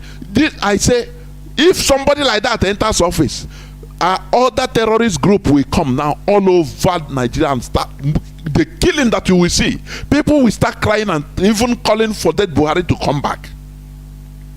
That is it. They will make his government ungovernable, and it is the people that we are shouting now that we are. They will start blaming. They will start blaming Peter Obi. People don't understand how these politics go. If Igbo politicians are if Biafran politicians are knowledgeable, are wise, they wouldn't be talking of election. They will continue and say, look, our people are agitating for referendum. Let us have referendum before election. We should not talk about election. Let us talk about referendum. That is it. If all of I say all of them, if all of them jointly say this, say no, I'm not running anything, don't worry, we are with our people, they are agitating. They have the right to agitate. Now let us put this agitation into rest once and for all by holding a referendum. If every Biafran politician make this comment, you see, what do you think that will happen? Okay, they will arrest all of them now, or they will kill all of them. You're a liar. Yeah, or Britain will be shaken. But because they are the same evil, the same sickness, disease, all of them each are running for his own belly. Each and every one of them. This one running for his own personal interest. The same thing, you have some infiltrators in IPOB. You think that they are with you. You don't know that they want to go where there is money. All that matters to them is money. That is why any person you now really go in IPOB, you know that person and you know that person that is saying it. He is not genuine. What is your concern with money? If you are genuine, you don't even have concern over money, this and that. That is not your concern. I'm telling you, or that should not be your concern. Yes, you are giving. Yes. Yeah, it's just like a genuine church goer. If you think how much you have been given right from childhood till you are adult in the church, have you ever one day gone and asked this money, why are you not using it like this? Why don't you use it like this? Do you ever do that? Let us be wise. Let us be wise. I'm talking about the Fulani ownership claim of Nigeria. And I'm talking about this Torodbe. Other Torodbe lived through famine and herding. That is cattle herding. Although the work was left to inferiors, wealth was accumulated in the forms of slaves. Yes, people that are talking of a religion, they are dealing on slaves. Firearms, clothes, and hardware. Do you see when they started doing all these businesses, the Fulani? From 8th century. And you are telling me that you are deceiving yourself. Some scholastic dynasties emerged from the Torobe, including Sheikh Ottoman Dan Fodio. Sheikh Ottoman Dan Fodio is one of the Torobe. He emerged from the Torobe clan. Ottoman Dan Fodio, Sheikh Ahmadu Bari, and Alhaji Omar Tal. The Torobe provided leadership for the early jihads in Futa Toro, Futa Bundu, and Futa Jalo. Do you see it? Do you see it?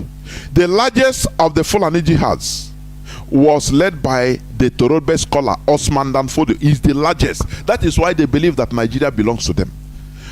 Osman Dan Fodio, and they established the Sokoto Caliphate in 1808, stretching across what is now the north of Nigeria. Osman Dan Fodio, the Shehu, was born into a Torobe clan in 1754 near Galmi in northern Hausa land. His family were originally Fulbe nomadic cattle herders who had probably come to Hausa land from the west in the 15th century. Do you see it? Do you see it?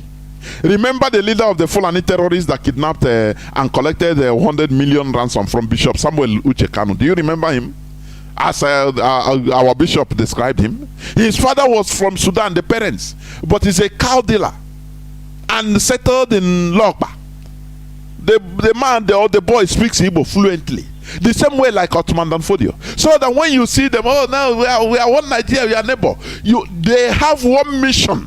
Anywhere they are, it doesn't matter. They are born into that land. They speak Igbo. Till they grow up, their mission is to subjugate you. You know, I've told you this several times. What happened in Mali? It should be an eye opener. But the eye opener to people that listen or people that doesn't listen. Fulani that have been living with them right from hundreds of years. They build houses there as neighbors. All of a sudden, terrorists that came from North Africa, from the Tuareg, from Arabs in North Africa, they enter Mali from their neighbors. It is them that now guide them. Fulani, the local Fulani now guide them. Started slaughtering their neighbors, the Bambara, the Jogo, the people that have been their neighbors for ages. What does it tell you? When you hear that they are coming, let them live as one Nigeria. It doesn't matter. They are born into the land. They go the same school with you, speak the same language. There is this secret family brainwashing they used to give to them, that Nigeria belongs to them, that they are not the same with you, that they should lord it over you. That is what they give to them. It doesn't matter. No matter how you plant a coconut, the tree must bend. No matter. Do you understand me? Okay. Ottoman Dan Fodio, his parents were cattle herders. So the person that kidnapped the head, that kidnapped our prelate and collected 100 million naira. His parents, they were cattle dealers also, born in our land. They will speak Igbo and tell you that we are living in peace here. You know, we have no problem. We are law abiding, but you don't know their secret lives. You don't know because you are stupid.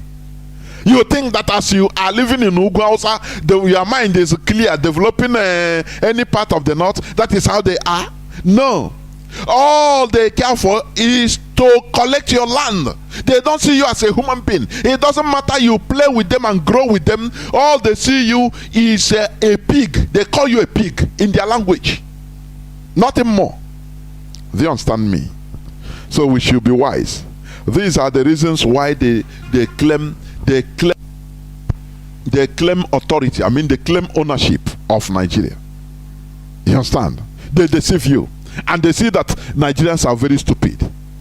That, whatever happened, they refer to their Ottoman. They study about Ottoman Dan Fodio. They call him their great father.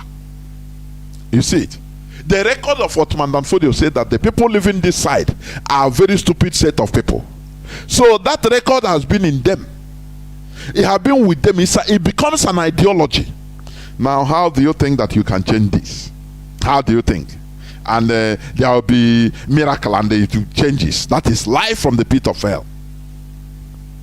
Remember the leader of the Fulani terrorists that kidnapped and collected 100 million naira or ransom from Bishop Samuel Uche Kanu. His father is from Sudan. He's a cow dealer and settled in Logba. He speaks Igbo fluently. You see it. Let me play this clip and go on just a bit before I open the lines. Just before I open the lines, I want to play this clip, which you have is from Pastor Bosum. There is a line or a phrase I want to play there. I want to play there. Just hold on. Okay. Let's go. Listen. Listen attentively. You have been hearing it, but listen, because it doesn't mean that every day you will hear something that you have not heard before. But the explanation can come in another dimension and we learn. That is it. Listen attentively. The Sultan deposed him, sacked him, and appointed Mashido as the Sultan. That day Nigeria became free. Because what the British did was that when they were going, they exchanged external colonialism for internal colonialism. Listen. You people don't have time. You are already thinking of your rice at home.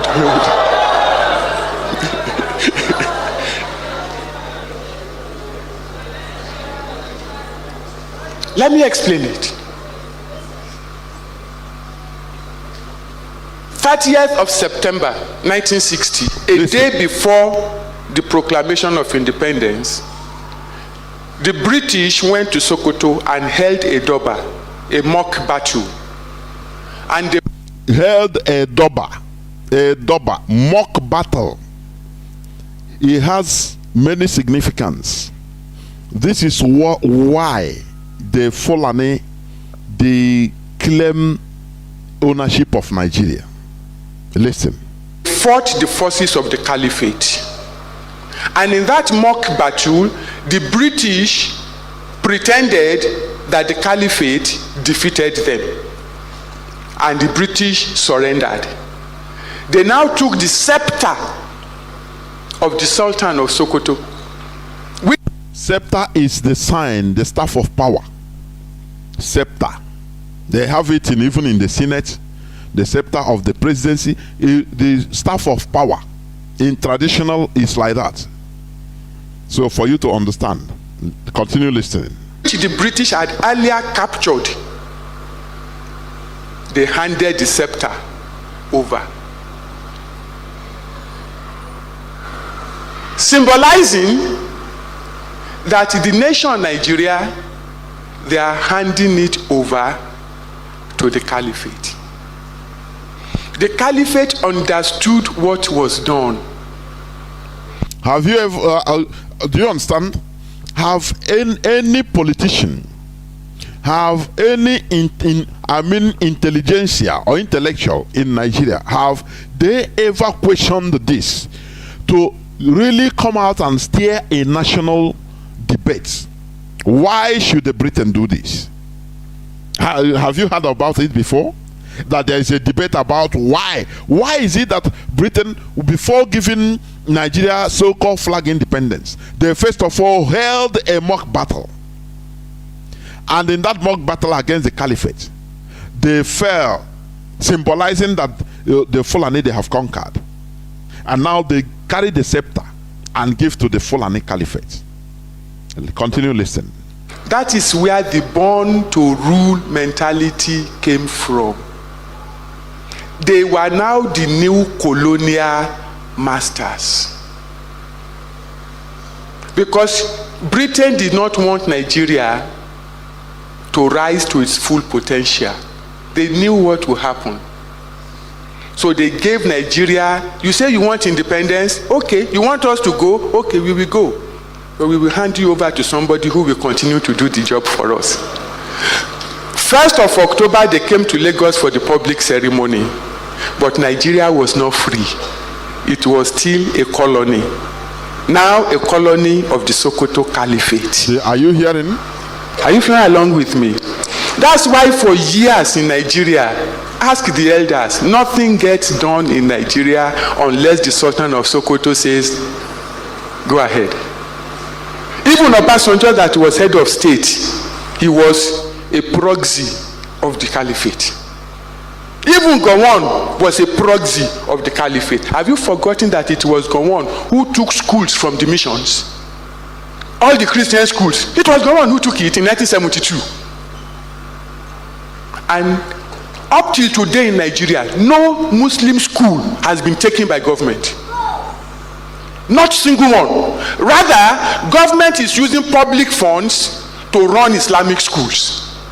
But they took all the schools of Christians and it was taken by a Christian head of state. Do you catch something there? Do you see where the born to rule mentality, this ownership claim of Nigeria by the Fulani? You know, the politicians, the so-called intellectuals, the Wosoyinkas of people that are intellectual, they don't want to discuss this issue because they themselves, they know. And they say that Nigeria is it's independent. That is life from the pit of hell. Nigeria was directly given to the caliphate. That right. Did you forget when, I think, is it 2019 or so, thereabouts, or 2018?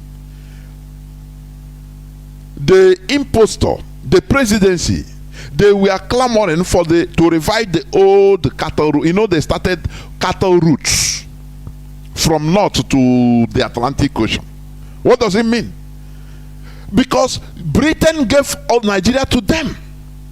Britain handed over to Nigeria to them. Don't you understand it? Have you ever seen in a country where some people are saying that we are the owner of everywhere? We are all of you. Have you been in a country like that before? Only in Nigeria. The Fulani, they are born to rule that they are born to rule that Nigeria belongs to them. They send out messages through their foot soldiers, through their sheikhs, through their religious clergy, through their imams, through their political class. The way they talk with audacity. Don't you see that? And you think that this thing will go to a time it will stop. The stopping of this thing will mean total operation, total conquest of everybody. As long as Nigeria continues existing, before God and man, unless everybody becomes subjugated, direct, you will be under their feet. This thing will not stop. That is what they want, because Britain gave it to them direct. If Peter Obi when he went to 10 Downing Street, they told him pump and play that Nigeria belongs to the Fulani. They will show him the old contract, the agreement with the caliphate. They opened his eyes and he came and withdraw direct. Say you are going nowhere. Even if you're president, you can't do nothing, because it was handed over to the caliphate. How come no intellectual have ever been bold enough to raise up this argument or this debate? Only our leader have been shouting this. Why is it that you're in a country whereby some people say they are born to rule and you are laughing over it? You think that it is a simple thing, you know, things to do comedy. Because you are ignorant of the situation. Because you don't understand that you are an idiot, a foolish people. That is what you are. That is why you make jest of this. That is why you take it light. No person is shying away from discussing this. Why don't people ask and say, why Britain? We want to ask Katrina Liang, why is it that before you went, you just carry Nigeria and hand over to the caliphate? That is the reason why they now claim ownership of Nigeria. They are foot soldiers, they are small boys. Fulani born today, once he starts here, he can speak, he know how to talk. they will tell him, they will brainwash him. It's an ideology. You cannot stop an ideology with guns and bullets. You don't stop an ideology with building schools or no, it's impossible. What didn't Goodluck Jonathan? How many Almajiri schools he built there? Didn't you see the leaked conversation between Kunle and Alhaji? Alhaji said he must do it because Kunle was asking him. He said, but Goodluck Jonathan favored your people even than his own people. He said, yes, he has no choice. You see the audacity with which he speaks it. It tells you all you need to know. That we continue being in Nigeria means slaves, complete slaves, all complete. So that you come, once you bring your container, you continue begging from office to office. From office, you continue begging from street to street as the container is going. You begging, you are begging, you have no right. That is what it means. Fulani claiming ownership of Nigeria. That is what I'm talking about today. Britain facilitated the Fulani conquest by handing over the amalgamated territories called Nigeria to the Fulani Caliphate in order to complete the conquest of the then Kanem Borno Empire. Kanem Borno Empire is the only empire that was not defeated by the Fulani before the coming of the British. Do you understand that? Including TV also. Kanem Borno Empire. That is why they are trying to run over that place now using Boko Haram. Kanem Borno Empire from 8th century. They have been there right from 8th century. When it was amalgamated into the British Nigeria. Now they gave the Fulani the unction, the validation to go and take it is for you. They amalgamate everybody and now hand everybody over to the caliphate.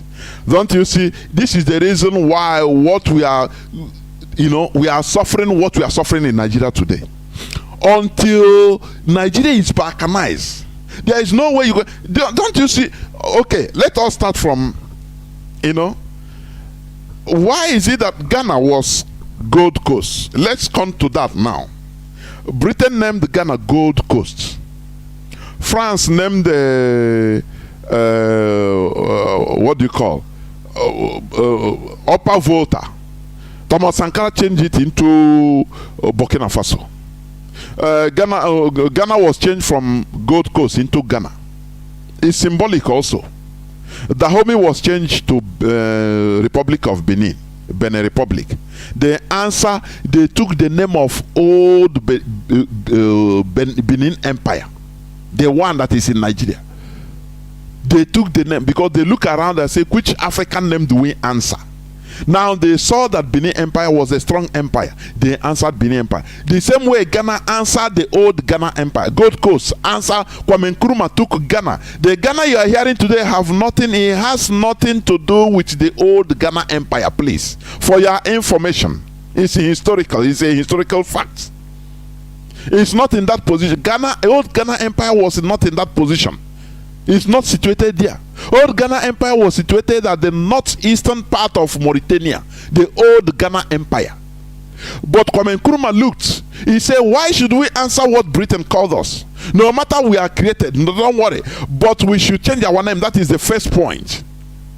And he looked and said, he studied about the quest or the progress of the old Ghana Empire, the achievements, and he fell in love with it. And he said, our name should today be called Ghana instead of answering Gold Coast.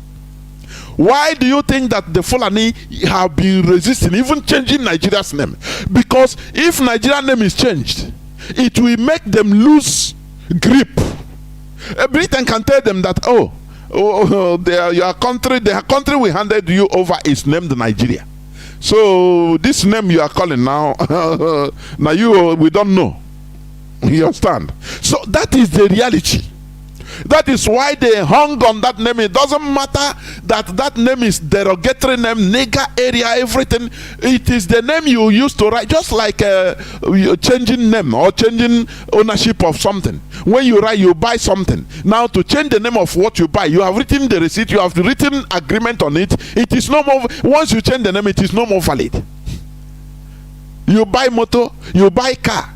Mercedes. After you go, you say you change the receipt. Say you change the ownership, the contract. You say instead of Mercedes, you wrote it BMW.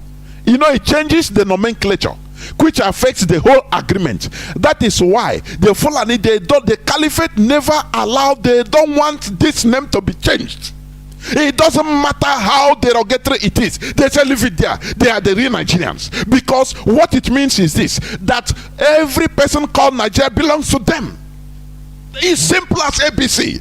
All these things, your intellectuals will not tell you this. History in Nigeria, they don't tell you all these things.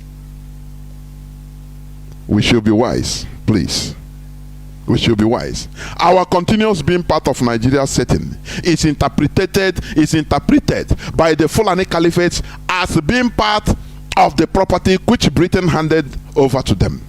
Therefore, as long as Nigeria continues to exist, it doesn't matter who is the president. The Fulani Caliphate will continue the complete takeover of every space known as Nigeria. They will never stop. These people will never stop. This is why we are trying to put a stop to it by going back to our pre-colonial self, which Fulani has no claim. Let's join hands together to break this Fulani claim by balkanizing Nigeria and saving lives. The choice is yours. What we do here is preaching to you the gospel of truth, bearing facts for you. Whatever you do with the facts, choose you the right one, the right path. That is what we urge you. They hide all this history from you so that you don't know your left and right. When they say Nigeria belongs to us, you laugh over it. You say, these people are joking. They are talk of Almajiri. No, it's an ideology being imbibed in them. There is no president, it doesn't matter, just president, Igbo president, that can change it as far as Nigeria continues to exist. The only solution is this: balkanize it. Once you balkanize it, they have no more claim. If they go to Britain say, no, what we write is Nigeria, so what I give to you is Nigeria. So anything there, it doesn't concern us, please. You have to renegotiate with them. Finish. And there ends their power. Do you see it? This is where I'm going to stop. We go on few minutes break, so that when I come back, I will open the lines, so that Biafrans will start calling. Please don't go away. Announcement. Here comes a great gathering of the people from the West African region. Ambazonia, Biafra, Oduduwa, living across the entire globe, the entire world. Coming from different parts of all the continents of the world to Brussels, Belgium, to march in great mass and in great multitude. All hail Biafra, long live Ambazonia, freedom for Oduduwa Republic. United we stand and shall never fall. With one vision and joint strength, the land of Belgium will feel the heat of these particular.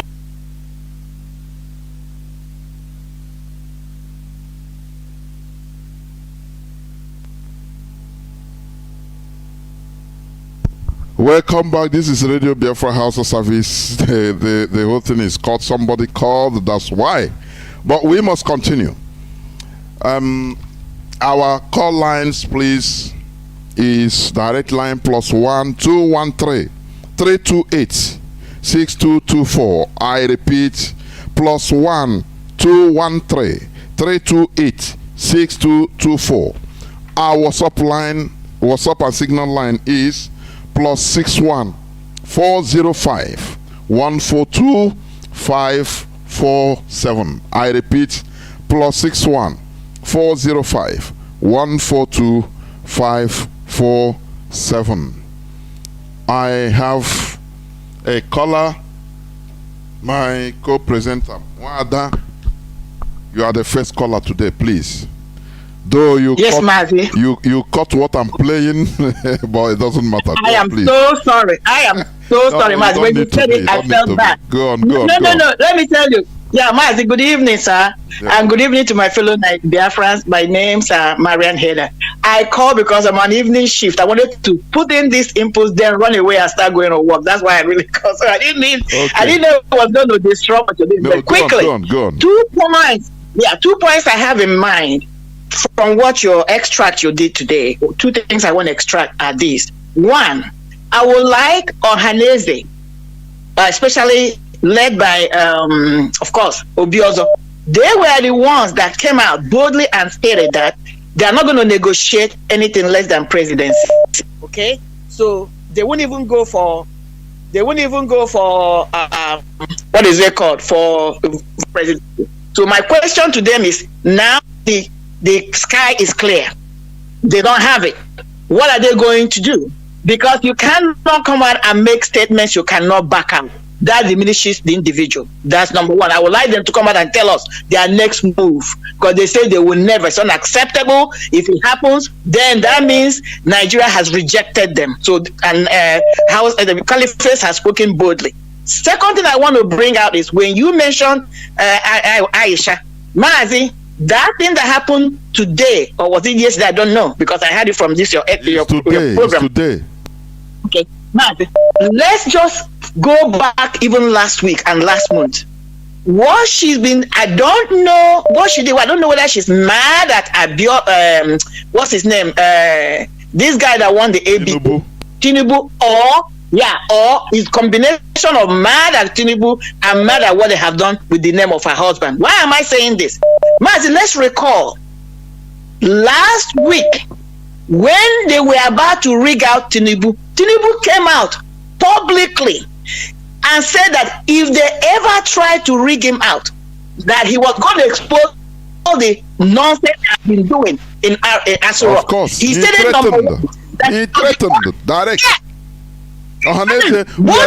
Igbo politicians are writing letters. They are writing because now. Exactly. Mazi, that's where I'm going. That was why I'm calling them. Now that the sky is clear, it's obvious, the rain has stopped. They didn't get what they threatened. What are they going to do? Because the only language the Fulanis understand are when you are seriously threatening them and you have facts to expose them, not just mere words, okay? Chinedu came out last week and said he was the one that orchestrated and made sure that Buhari, the dead Buhari, came in power, okay? And that the promise was that it was going to be his turn. That if they ever rig him out of this thing, he was coming to expose that one. And immediately they changed voice. The presidency changed voice. Exactly. Okay, we'll give it to the Southern. That's the argument I'm bringing. He said, I will expose who is in Asura Rock. I will expose that the leader of Boko Haram is still in Asura Rock. I will expose that the person that is ruling Nigeria is a Sudanese. We paid him to do the job. Immediately he said it. That's why he won today, Mazi. Okay? Now, another point I'm going to bring to this. Umahi, last month or last 2 months, when he was deposed, okay, he came out and did the same threat and said that, Buhari, where are you? That is this imposter. If you do not do anything, I'm going to expose what is going on. Umahi said it, and immediately he said it. What did they do? They advised him to go and then institute going to the Supreme Court, which has tied up that case so that he can go back and continue to finish his tenure. So what am I saying? The points I'm bringing out, Haneze, they should come out and mean what they have said, because it diminishes them even more. Less, I meant to say, you don't make stress where you cannot carry it out. It makes you less of a human being. These are the 2 points. So it's not even Aisha is just putting an icing on a cake that they have already baked long time ago. She has been giving signs and whatever, but even though I don't know whether it was what Chinedu said or whatever, she has been giving signs that this person is not my husband. Okay.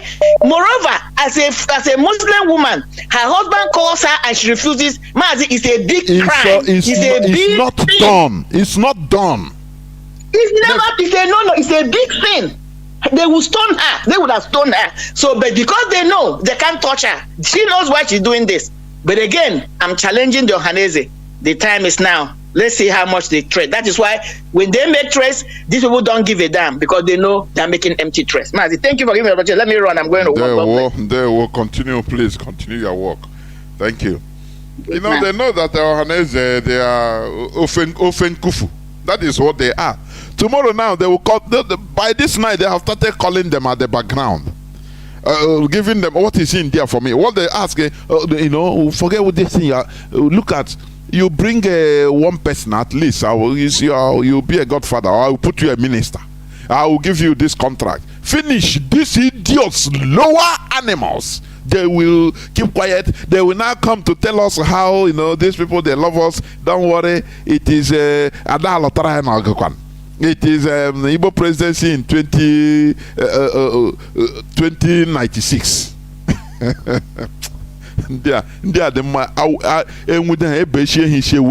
Acid, concentrated hydrochloric acid, dissolve water from the surface of the earth, so that you don't see any of their peace. Because these people are stupid. They are low life. I'm telling you. They want us, all of us, to be slaves, perpetual slaves, our generations. These people that are doing this within small time, how long do you have to live in this planet Earth? One of our brothers, a regular caller, Mazi, used to ask this question. You die, you leave people into perpetual suffering. You don't, because of your selfishness, your greed. Look at Okpa Biaseka. No person is even, none of his children or grandchildren are answering his name or Aseka again. In fact, the same thing. But when the man was doing it, he thought that he's doing it because he's getting money. He's eating on presidential table. What a mess is all these people. Who are they? Who are these people that they impose on us? We must change this status quo. I have a caller on this signal. Caller on signal. Welcome to the program. Yeah, Mazi Jonathan. Good evening from here. May Chukwu Biafra continue to bless you and give you the strength that anytime you come in this silent platform, you keep on preaching this gospel without being afraid to speak the truth always. And I want to say, Chukwu Biafra, continue to guide and protect our leader, the man who has given us his voice today, that Biafrans can have a voice to speak to the world. Please do your wonders before his enemy, before they come close to him, and please release him unconditionally so that he will rejoin us to fight until Biafra will be restored. This is my prayer. And so shall it be in the name of Jesus. Mazi Jonathan, I am very, very angry in the spirit. I must be honest with you. Your teachings today, I swear before Chukwu Biafra, I'm really so much angry because now it is open that it is in our front, in our eyes, that our people should know that anytime you call yourself a Nigeria, you are automatically saying that you belong to Fulani. You are property. You are their property. Yeah, property. That's it. Those are for our stupid brothers and sisters who say they are proud of Nigeria, who are converting their people to go and take PVC to vote in Nigeria. You are automatically telling our people that they belong to Fulani because British handed Nigeria over to Fulani. They don't carry the country. Since you say they want to free from us, they carry the staff and give to Fulani and say from today Nigeria belongs to you. This is why even when they go to their stupid independence, they couldn't allow Nnamdi to be the leader. In his front, they took what he fought for and handed it to Mazi, but please, this is the reason why I'm always highly pissed off with Nnamdi Azikiwe, because as being enlightened, do I say enlightenment? Be an intellectual he is, because there is a difference between being an intellectual and being enlightenment is different, eh? So this man with all those backyard businesses going on, it doesn't care, it doesn't matter. I thought that, don't worry, Britain, you people leave us, go first. When you go, as far as I'm a president, to fulfill my father's wish, Obededom, who died in 1958, to become the president of Nigeria. He didn't care whether he's a ceremonial president, whether anything that matters, they hand over Nigeria to Fulani. He doesn't care. The same thing, the same attitude that the Igbo people are doing, for example, Biafrans. Igbo presidency, he will go there and put things right. He didn't know that if he go there, they will make sure that Ayakasha, Nigeria, and our people will suffer for it, will be blamed for it also. Because they will make things more worse. The same attitude. He never changed. That's why I'm always annoyed. Highly bitter against Azikiwe, honestly. Go on, Mazi, please. Yes, Mazi, I concur with you. Nobody will say that what Nnamdi Azikiwe did after they gave them independence in 1960, somebody that said he's educated, somebody that argued with British, even go to jail because he was fighting for Nigeria to be free. After getting the independence in his Korokoro eyes, they took the power and handed it over to Fulani, and he kept quiet. Awolowo kept quiet.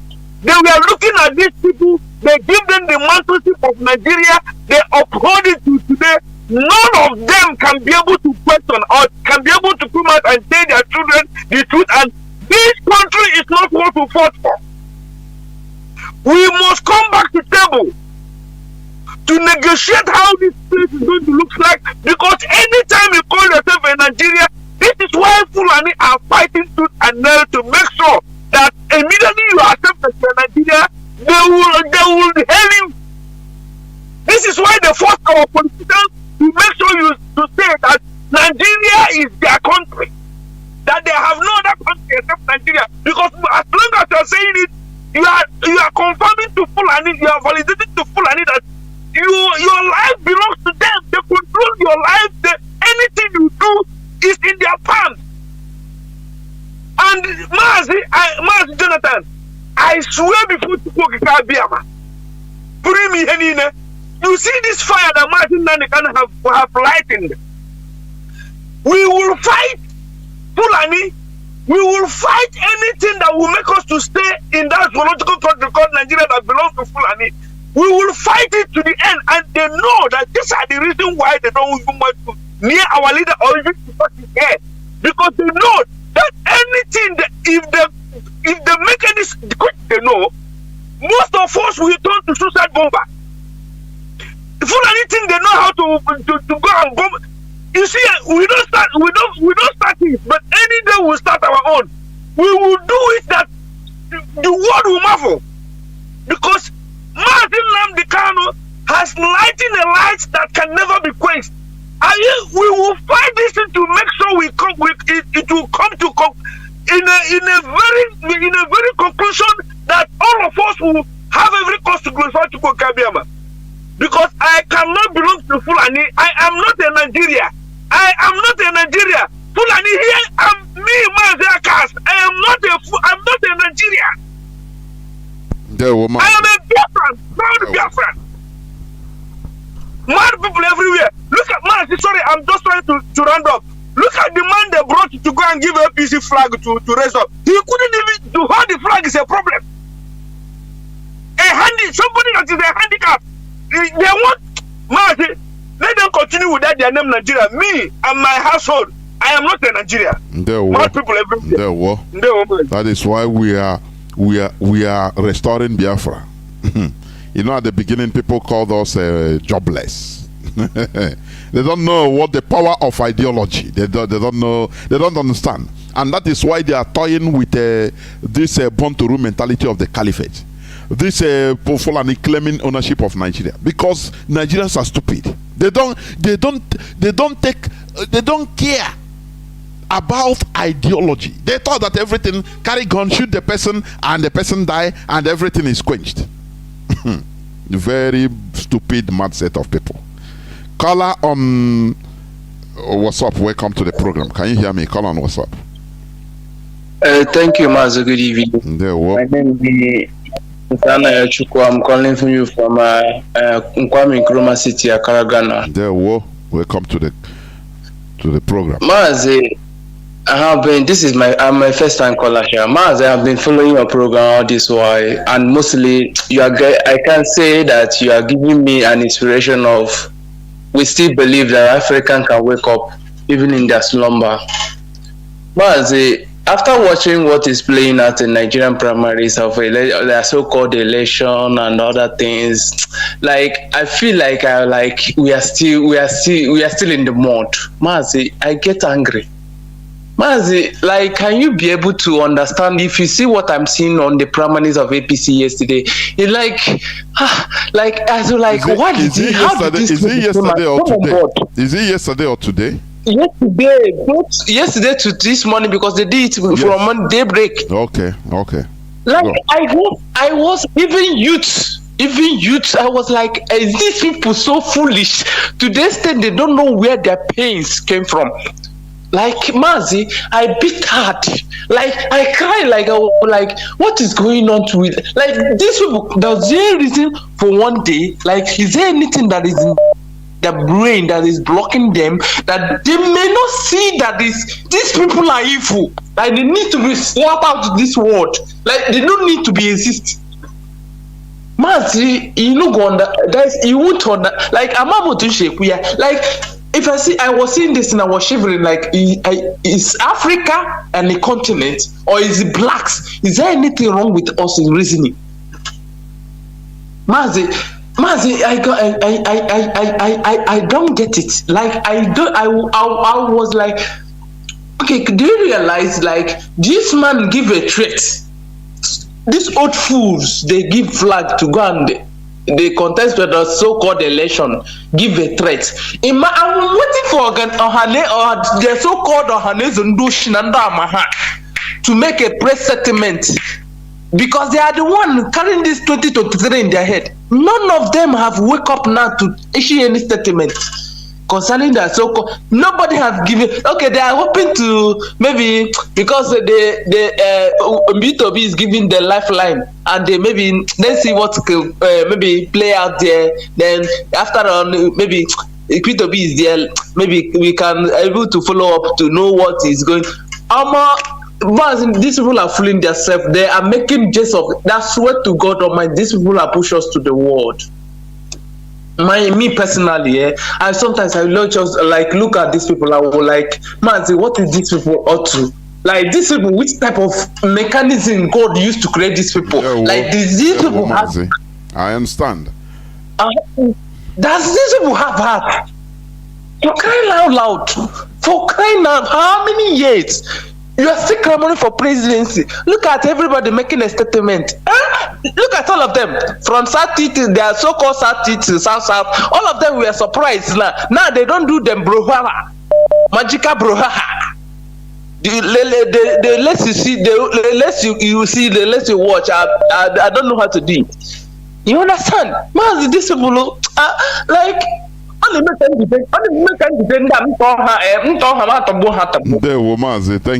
you. Thank you very much. Thank you for giving us my call. I appreciate it as well. Well, thank you. You know, let people don't misunderstand. Not that IPOB we are really interested in their election or anything, but let me tell you, we must talk about current issues. Do you understand? That is the truth. That is the reality. You know what is happening. Even I love it because it proves us right. There is a way to go. Okay, he's doing something. I have a caller. Please call us on direct. I mean on WhatsApp and Signal. Continue holding on. I have a call on direct line. Let me pick it. Call on direct line. Can you hear me? Yeah, Mazi, there we go. My name is Chika from Odungaba, but I call from Kotonu, the economic capital of the Republic, Mazi. Mazi, I greet you once again. I greet Hamadike, one of Biafra land. Jolema who is appearing at my area in Israel. Mazi, it's not easy. Making sure keep all of you alive for us. Mazi, see, before I have been blaming Fulani, but Mazi, this time around, since I have realized the truth, Mazi, I will never blame Fulani again. Because Fulani now, they are fighting tooth and nail in order to conquer the land for the goodness of their own race. Now, these people who have been propagating, saying that the Nigeria is their land, is their forefather homeland. Both those from North Africa, both those from East Africa, every part of Black African country that Fulani are. They are claiming our backyard. But the so-called intellectuals that know everything more than us, for how many donkey years they have been hearing this thing. They have never decided one day to call for topic of this to discuss how can a nation, a particular tribe will claim that their own land, that they are the owner of the whole land, that they are the one that own the land, as others are strangers. That means in Nigeria, that you are the property of Fulani. Fulani own you, you are their property. The same way Nigeria is British Royal Nigeria Company. Mazi, I will never blame them. Those that are today, people are going to go and vote. Well, look at the massive killing that was called on those states. That even that are part of a country that this kind of incident will happen, it will cause a revolution all over the nation. In Tunisia, what caused a Arab Spring in Tunisia? Is it not a woman that started Arab Spring in North Africa? Only a single soul. But look at people that have been killing in that zoo, because Nigeria is a hellfire. But every morning, people will go their different jobs, go about their way of life. Them. Everybody wants the thing to touch them directly, so they will start acting. And you see that type of primitive stupidity.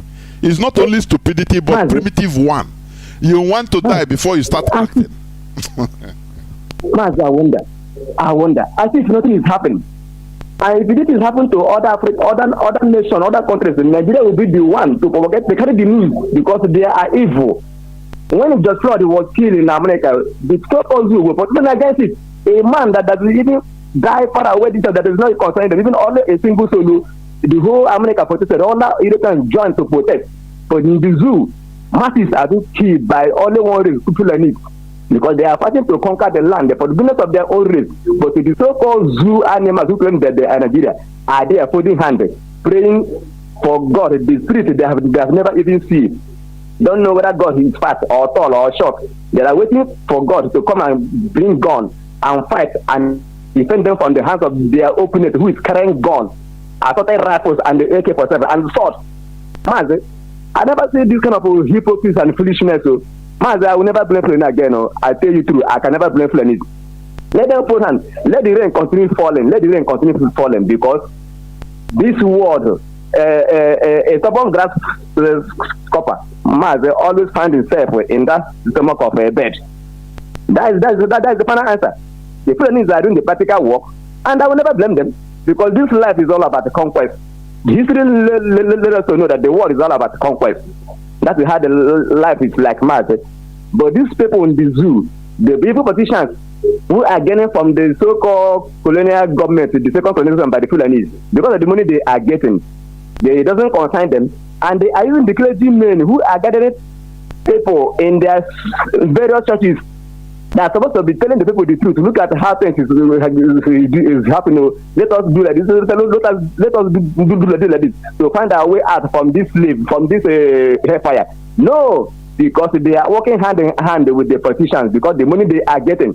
Because as they are gathering people every day by day, all the churches in that zoo, they know how much they are making. Their bank accounts are rising every day by day. So the system is evil and it's favoring them. That is why they will never come out and tell the system, the politicians, the evil government that have put the people in that mess, the government that has favoring terrorists to kill their own citizens. The so-called clergymen who know the truth, who claim that they know the truth, they are campaigning for them, telling their masses who to vote, telling their masses who to follow. Now, this man who claims he's Tunde Bakare, he's now trying to channel the people's brain in order to go and vote for Atiku, because he's in a PDP platform. That means the APC is bad now. People to pick their PVC and back Atiku. This is how they work with the so-called clergymen in the zoo, because they're working together. They are the one making the people's mind, brainwashing them, keeping them down, making them to be sleeping as if what is happening, it is no man. They have turned the zoo that every evil thing that are fallen and now become the traditional way of life, Mazi. Thank you, Mazi. I will never blame Fulani. Let Fulani to continue. Let them continue. Yes. There we go. Mazi, good night. My name is Chinedu from Mazi. Good night. Thank you. We must continue. I have a caller, Mazi Madabuchi, waiting patiently on Signal. Mazi, welcome to the program. Call on Signal. Mazi on WhatsApp. Just hold on, I'll come to you. Call on Signal. Welcome to the program. Thank you, my brother, Mazi Jonathan, our prof, in your capacity, my brother. Thank you very much. This is Ifan Chukwumadabuchi. I'm calling you from the Netherlands. My brother, before I go on, I have a very important announcement to make.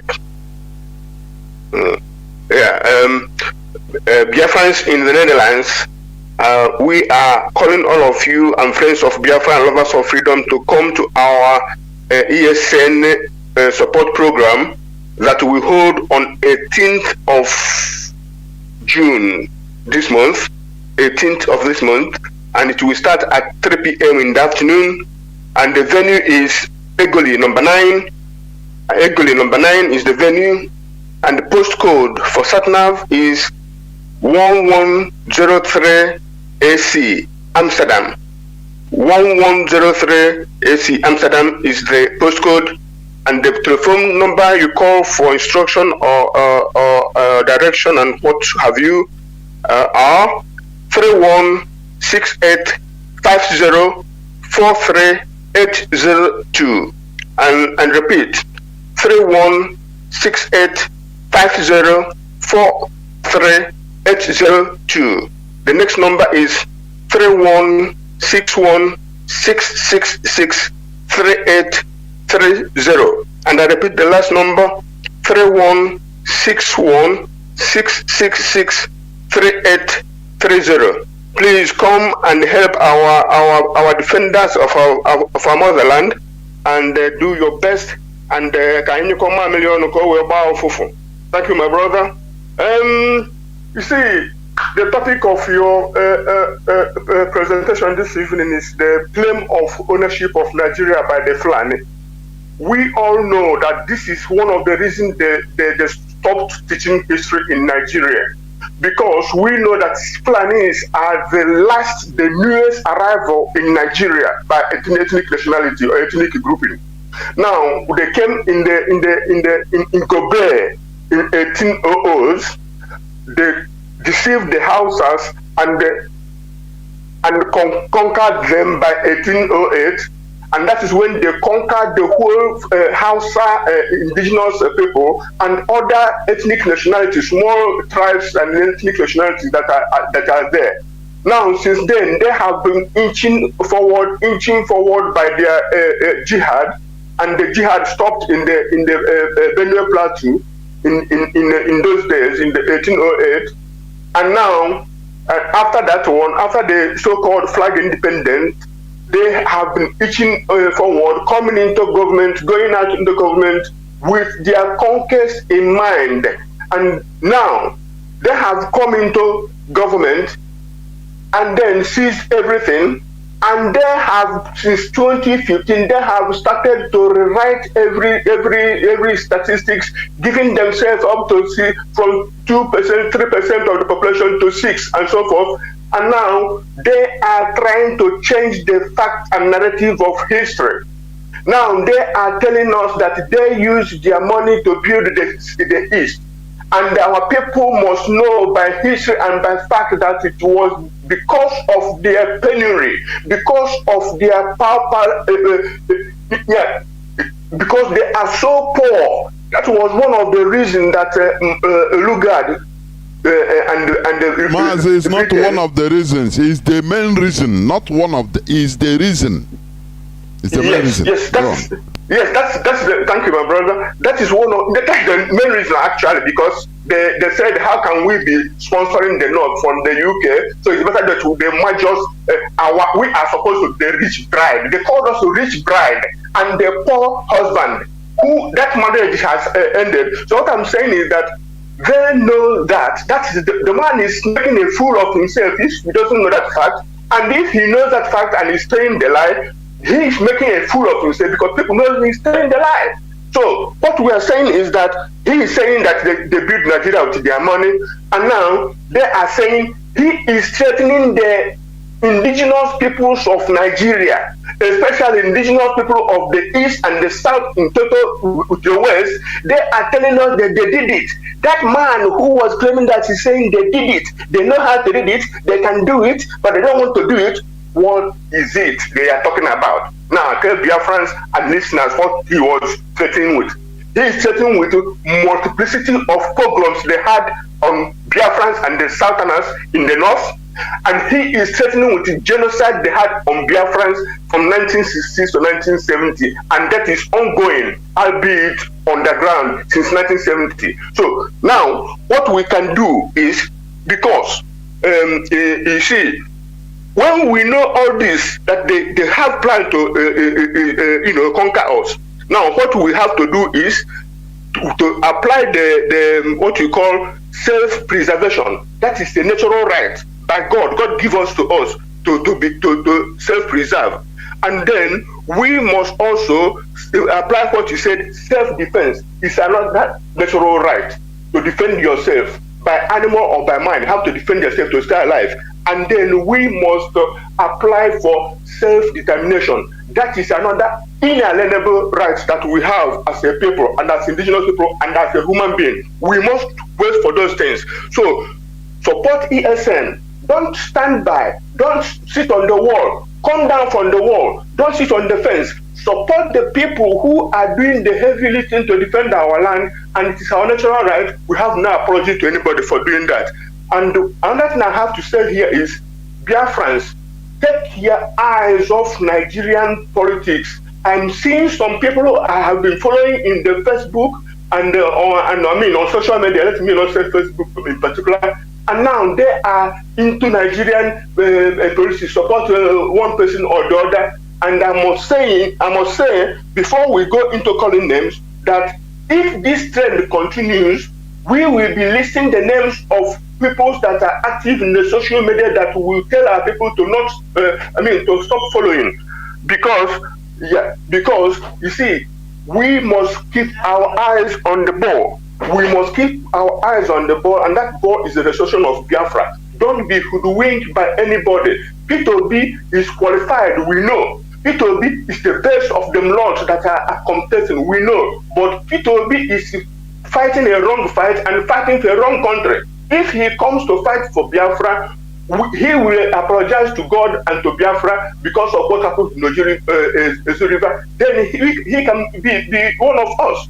And we can forgive him if he comes out there to fight for Biafra. But as long as he's dabbling in Nigerian politics, let us not be hoodwinked, because Nigeria, he will be the worst president if he enters here, because of what our brother Jonathan said, that they will do their utmost to frustrate him. You know, that is a fact. So, Biafrans, God bless Biafra. God bless our leader. And we will enjoy Biafra very soon. Thank you, my brother. Good night. Thank you very much. Caller on WhatsApp. Welcome to the program. Can you hear me? Call on WhatsApp. Good evening, sir. Welcome to the program. My name is Moses. I'm calling from Ghana. So I want to start by appreciating our leader, Mazi Nnamdi Kanu, who is in our enemy dungeon, suffering because of our freedom. As a school cabin, I continue to bless and deliver him from the hand of Nigeria government. I also want to appreciate our HOD, our Directorate of State, our Lord, everybody that is fighting for our freedom. I say may God continue to strengthen everybody.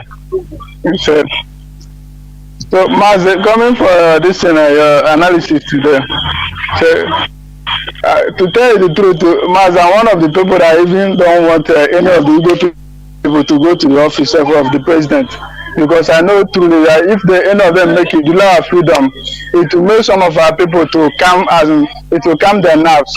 So some of them will not be serious in this agitation. And now that they have seen now that there's nothing for them now, maybe some of them can wake up and adapt to what I've been talking about. So all of us know that all these politicians are so-called elite, that the more problem we have. Them and Britain are the people holding us. It's not even Fulani itself. Any day that they rose up and support what they are doing, and you see that Biafra now, our name will be heard very far. But they are the one that is fighting against our freedom. That's why whenever we are reaching to a point that we go to those people at the back and collect some money and say those people that are miscreant, this and that, they should not listen to them. They are the one that are going to listen. They are the one that are delaying our freedom. And maybe now that I see that there's nothing for them for Igbo president, maybe they will be hoping for 2030 or 2050, whatever, when they are going to give them the president, which I know that is very, very impossible for them to get. So sometimes I begin to wonder what's wrong with this our elite or politician they call themselves. I don't know whether they don't know English to hear or they don't see what is happening. That are doing all this now. For all the Fulani conquest, all the fighting, they know that their agenda is to Islamize the whole Nigeria. Still, none of them have not even woke up to come and talk or support what they are doing. Since they know that Nigeria is not for them. It's like one of the comedians I used to talk. It's funny, but this thing is very true. Nigeria is not for us.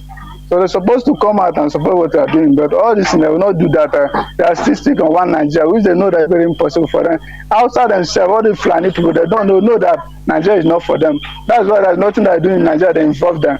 So this present regime now, from their head now to top now, how many Igbo people is there? And all this thing, they are still shouting one Nigeria. They cannot wake up and support what they are doing so that we can do them. So I don't know what is wrong with the politician. The earlier they realize that Nigeria is not for them, the better for all of us. Let them continue to do what they are doing, all this rubbish they are doing. We can never help them. But let them come and support us. So this is our freedom now. If we get our own freedom, we can live in our own life and develop our land. We have enough resources, everything to develop our land. To make our land to be very, very good for us. So, but I don't know the problem of them. So I pray that, thank you so much for wonderful content. Thank you.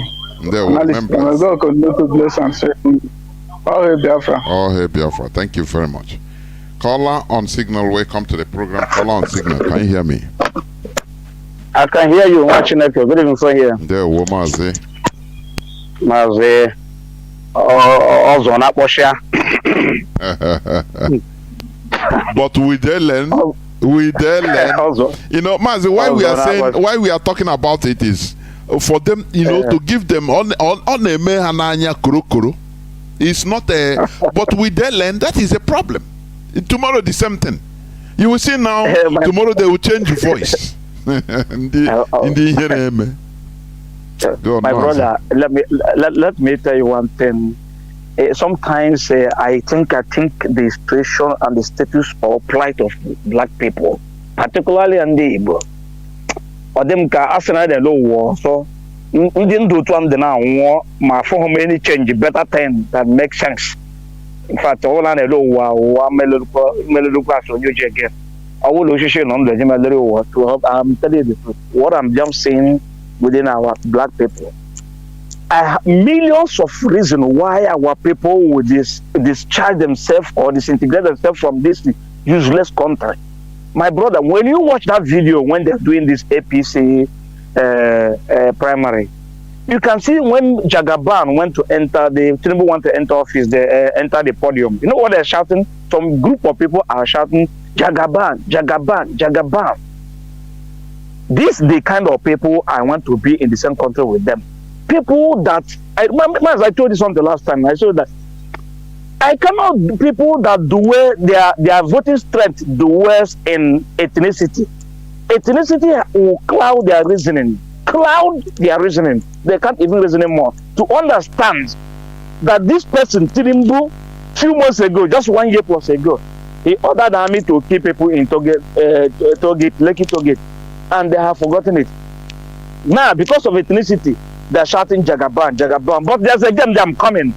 Because what we saw there is a game. You see what happened. Now, our sister Maria Heda said that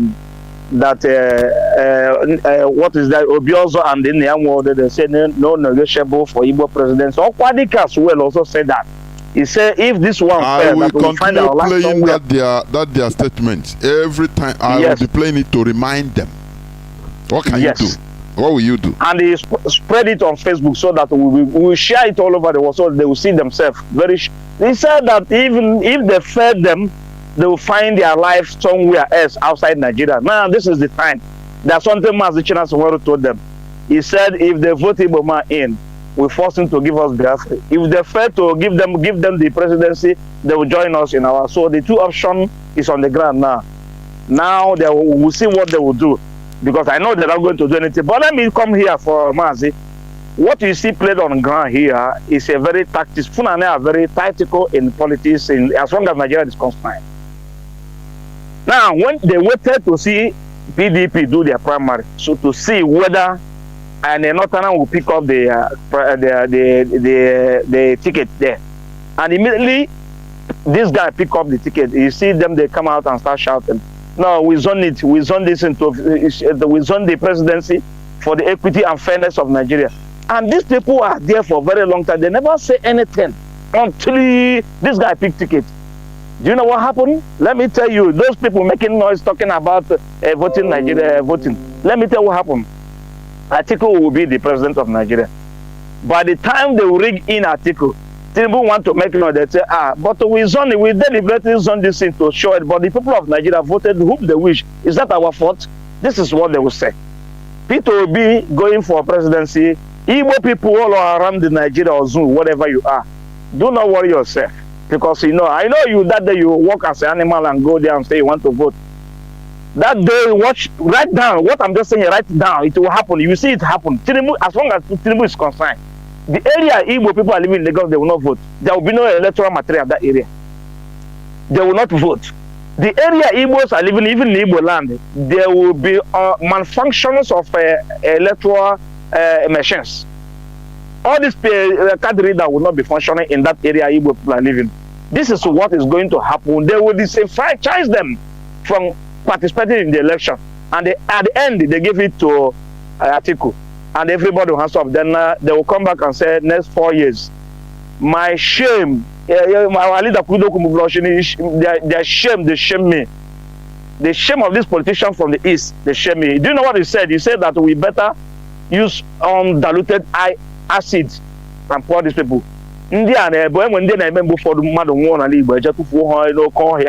If these people, this class of Igbo politicians, and if we allow these people to continue to give egg, to lay egg again to the upcoming generation, Mazi, we are finished forever. Let us continue hammering what we're hammering, but I know this is the last chance. If those that in Africa will wake up, but as we here in diaspora, we have understand. But we are looking for those that wake up, understand. They are talking about PVC. That day your PVC will not work. They have forgotten that PVC wanted to vote Buhari out. At every part of Nigeria, Benue, some part of North, every people want to vote Buhari out, but they are unable. PVC didn't work that day, but today they are still shouting, your PVC is your power. You see how ignorant they are? How stupid they are. Why I don't want to relate myself to these people. When I see them, I call yourself Nigeria. Mazi, thank you very much. I'm tired of this here. Thank you. God bless you. And you too. It's very sad indeed that you come out in this world and you are seeing this type of thing. I say, I was talking yesterday with somebody privately. I say, how I wish I was born, maybe I existed maybe 14th century. I don't know here by now, maybe I will go Moshishi. Instead of seeing all these things in this time, every time we open up one mother, it's very sad, honestly. Caller on WhatsApp, welcome to the program. Can you hear me? Caller on WhatsApp. Yes, thank you so much, Mazi Jonathan. God bless you. And you too. And, God bless Biafrans all over the world. My thanks, my appreciation to Biafrans all over the world and our leader Mazi Nnamdi Kanu. The God Almighty continue to bless him wherever he is. The young man has already put himself for the sacrifice for the exchange of Biafra. But I thank Elohi Chukwuka Biama, who made all things possible for us today that is alive. That's the happiest things for we the Biafrans all over the world. Mazi, my name is Kenneth Agba and the Piroko. I'm coming from Obudu, local government, Cross River State, the land of Biafra. Right now I'm calling from Asia, from Lebanon. Mazi, thank you so much for this wonderful program that you present this evening. It is a great thing for our people to wake up. especially our. I'm so sorry for the noise. I'm in a place of work. So especially what our brothers in Igbo land, in Biafra land as a whole, they are doing. Sometimes I shed tears. Sometimes I say, how I wish I can put something on my people at that particular place they call Asuro. That I can even give my life to it so that other people will be free in this life. Because the pain is too much. Look, innocent soul, they are killing day and night. These politicians, they don't care about it. But what they are talking about is election. People are dying, souls are wasting. Innocent children, they are dying day and night in the road, kidnapping, raping, burning, everywhere, here and there.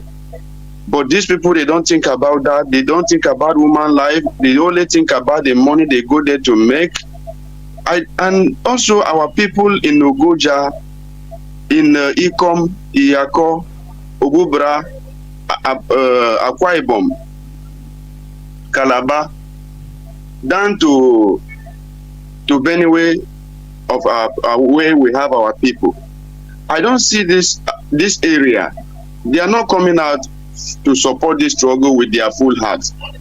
Sometimes I wonder that all these things that is going on in Nigeria, we are not Biafrans. Why the people in those houses, they are keeping quiet, they don't want to speak, they only leave the load for only our brothers speaking Igbos in Biafra land? So sometimes I wonder, I say, why? In the time of civil war, where they first released the bomb, it's from one of the local government in Ngakem. It's in Ngakem. And up to today, when you go to that place, you still see the sign there. But what are people they are thinking about clamoring one Nigeria, forcing themselves for where they doesn't want you, but you are forcing yourself to belong there. All the politicians in Biafra land, they are useless. They don't think. And all the Ohanes, they say that, okay, if this 2023 election presidency miss them, they will never belong to Nigeria. It means that Nigeria rejected them. This is the good opportunity for us to begin to hit on that particular place. But they keep quiet. They feel that maybe P2B will make it. P2B will never make it. It will never smell there. Look the conversation of the Kule and Alaji. They say if the Yoruba man have to pay 100,000, the Igbo man will pay 1 million. And at the end of the Buhari tenure, 2015, they say Igbo man Nyamirima will never be reasonable again in that country, and which is what is going on up to today. Our people will never think all these things, but they think that forcing themselves in one Nigeria is the best. It's not the best. The only solution, join hand from the leadership of Mazi Nnamdi Kanu for us to get our freedom, and your people will live as a nation. Nigeria is not a nation. Nigeria can never be a country. Sometimes they ask me, where am I coming from? Some people will say Nigeria. I say, I'm not a Nigerian, I'm a Biafran. My forefather was a Biafran. I cannot force myself to where they did not accept me where I can. Because the treatment given to the Nyamiri, we are all Biafran. When they call Igbos, we are all Nyamiri, Ogoja, Benang, Calabar, Akwa Ibom, down to Migodo. We are all Nyamiri. So nobody should say that when they are saying it's Igbo. Not only Igbo, we are all Igbos. Let our people should know that we are all Igbos. Our forefathers, they did not live in one place. They walk from one place to another, and when they get there, they settle down there. When you look our tradition, my own tradition from Ogudu, from Bebuabun, is the same like my own Igbo brothers. It's the same. Our attitude, the same soup we are eating. So we cannot tell me that we are not one people. When in those days they deceive us, in the time of the civil war, the Nigerian military use our names, use Biafran uniform in the name of Ugoja, in the name of Ugudu, in the name of those axes. making evil, committing evil in the name of our people, that they are the people betrayed Biafra. This insult, this pains is still there up to today. Our people should wake up. We are not Nigerian. We cannot force ourselves where they reject us. So the world should listen. Biafrans should wake up. Let those Azis should wake up, so that they will be strong in this struggle. We cannot leave this struggle for our Igbo-speaking brothers in the Biafra land. The stubbornness is too much. The maltreatment is too much. Let's join hands together and make sure that we move ourselves from that dungeon, that place that they are sucking innocent blood. Why the evil ones carrying ammunition, AK-47 in the street, spoiling our farm system, raping our mothers, killing our fathers in our farm system. Those people, you think that they are working with cows in the bush, you think that these people they are just there for nothing. No, those people, they are trained soldiers in Biafra land. They are trained soldiers. They are waiting for the time to reach to commit their mayhem. If they pursue you, their military, they pursue you in the city. Where are you running to? In the bush. And where you are going to the bush, the Fulani people, the terrorists in the Fulani people in the name of rearing cows, they are there. They are the ones that are going to kill you, attack you. And they will wipe away us and take our land. That their grandfather Usman Danfodio promised that they bury the Quran in Atlantic Ocean. They are doing it. It's coming. Our leader have been shouting in Radio Biafra for many years. Our people should wake up. We remember that our leader go to... Okay, thank you so much, Mazi. Let me run up. Our leader, we did not forget when he go to the US and shout that we need ammunition and guns and bullets. And at the end of the day, they say that our leader is a terrorist, is this and that. It's not a terrorist. Self-determination is not a crime. It's everywhere. It's happening. Now look at it. It's happening in our doorstep. Now they say they want to go to Biafra land to take even the iron we are using to work in the farm, to take it. But in the northern part, the Fulani women and men, they are carrying guns. They never go to arrest them to take them away. Biafrans, wake up. Buy anything and keep to your corner. Bury it in the ground. Wait for the time. The time is coming. It's here. What we need is Biafra and the unconditional release our leader, Mazi Nnamdi Kanu. That man is innocent man. He speaks the truth. He doesn't do anything. He doesn't carry any gun.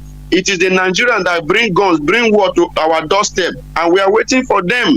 Let's wake up. Let's wake up, Biafrans. Let's wake up. Thank you so much, Mazi, for the good work you are doing. Thank you so much, Biafrans. Let's wake up this time around. We should not be asleep. Thank you. There will remain blessed. We are heading towards the end of this program. We are heading towards the end of this program, but I want to pick this caller. I think it's going to be the last caller. We must continue. People has been calling, but let me see. Caller on WhatsApp, welcome to the program. Can you hear me, Mazi? Yeah, thank you so much, Dr. Chinedu. Thank you so much, Mazi Jonathan. My brother, let me first of all thank you so much for the wonderful program you keep bringing, to us. And I must tell you, I'm in love. I'm in love with your Saturday program. That's the best. And I wish they could create a slot whereby, they could repeat what you're doing with Mariam Hera. Believe me, that's one of the most important lessons that our people must have to learn with regards to religion and what religion has done to us. That being said, this program of yours today is also very, very vital. I appreciate the fact that you repeated in great detail, go beyond the normal preaching that we always do with Bosum, because he said a lot video clip he presented to us. To lend my support with the guy that finished before the last guy that spoke. What he's saying is very, very correct. what is going on? I don't know why our people are not reasoning well. You see, P2B, he went to London. You know what P2B is trying to do? P2B is trying to legitimize this 2023 election. That's exactly what the British people want him to do. They want him to participate as an Igbo president. And once he does that, Igbo, that is a president from the eastern region extraction, or southeast, as they are saying now, because the south-south, so-called south-south, has produced Jonathan for 6 years. So, but people do have to understand what is going on. That's why I'm giving credit to the guy who finished before the last person that spoke now. You see this Tinubu too. Tinubu, if he's not careful, the effect of what is happening in 2023 might lead to his early death, because he's not going to be able to handle what is going to happen to him. Everybody knew that Tinubu cannot work as a president. He's so weakened, and I think he has so many medical issues. His hands are shaking. He's falling all over the place. He's peeing on his pants. This man can never be a president.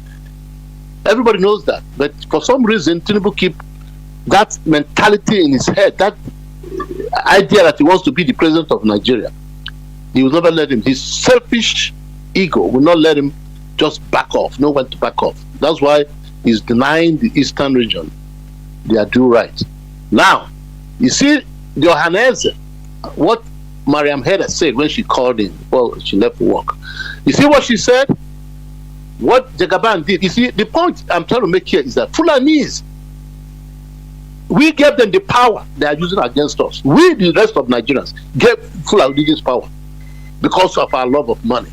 They use our own money to control us by bribing our elected officials or our so-called elite, to the point that they have become so weakened that they can't even challenge anything.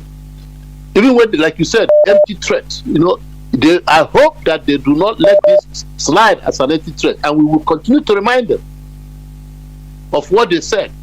That if they deny, and actually they have denied us, the two major political parties have denied the eastern region a slot in the presidential race. They are supposed to zone, all of them are supposed to zone, including the so-called level. The level is insignificant. The major two political parties are PDP and APC. Both of these two parties are supposed to zone the presidency to the east. No other person, but unfortunately for the West, they fell into this trap with Tinubu. Okay? Which is very regrettable and what they did, because the Igbos wouldn't have done that to them. We didn't do it during the time of Papiola. So why are they doing what they do? The Yoruba people have to answer that. And whoever is shouting Jagaban, he will find out that in the end, he's not just like that my brother said. In the end, he's not going to win. This is well orchestrated by the British. I'm telling you the truth. This is what happened. They have P2B is now being used with a third party that is insignificant to give the impression that we participated in this election and giving legitimacy to this election. He better back up. P2B, if you are smart, get out. I don't know whatever they promise you, get out of this so-called 2023 election, so that we know that it is between just the Northerners have decided to exclude us, so we can base our agitation more on this exclusionism, which they have excluded us from a country that we're supposed to play a very vital role. Okay, we are one leg of that tripod, but they have excluded one. Let's see how they're going to stand. But P2B is trying to legitimize, and what Tinubu is also doing, just like you rightly said, they will accuse him of, hey, you participated, you didn't win. It's democracy. People didn't vote you in.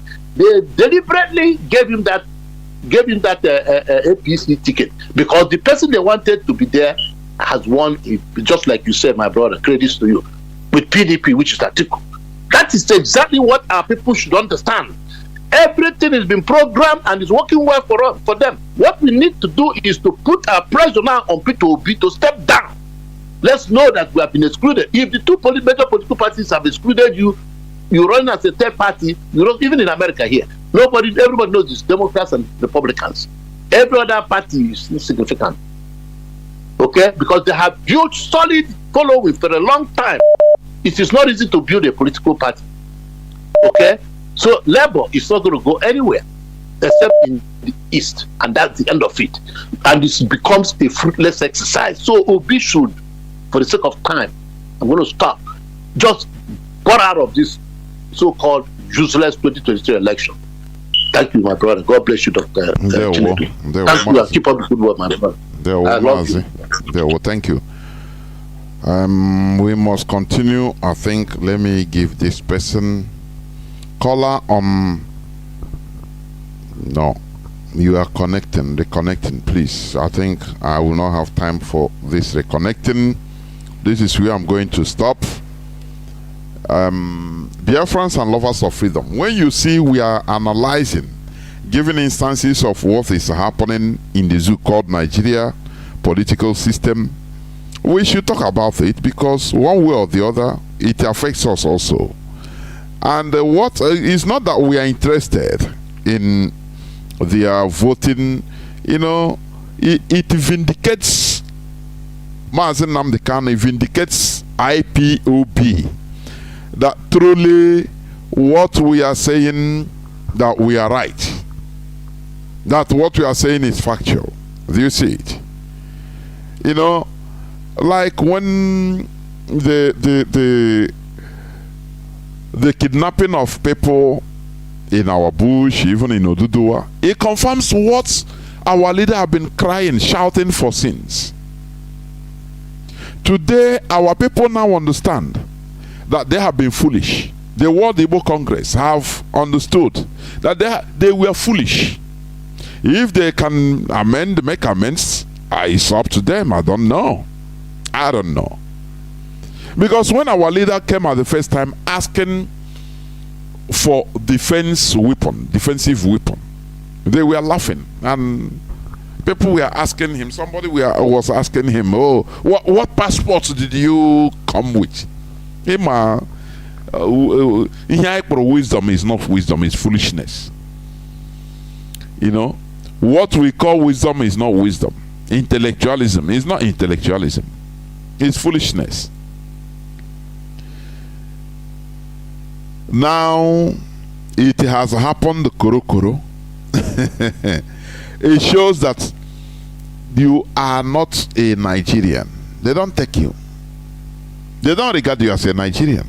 Because if you are, you must be accorded the participation.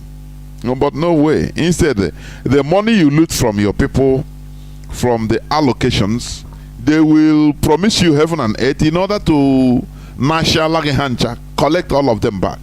Like in Rotimi Amechi, like in Wike cannot, it doesn't vibrate again like a toy.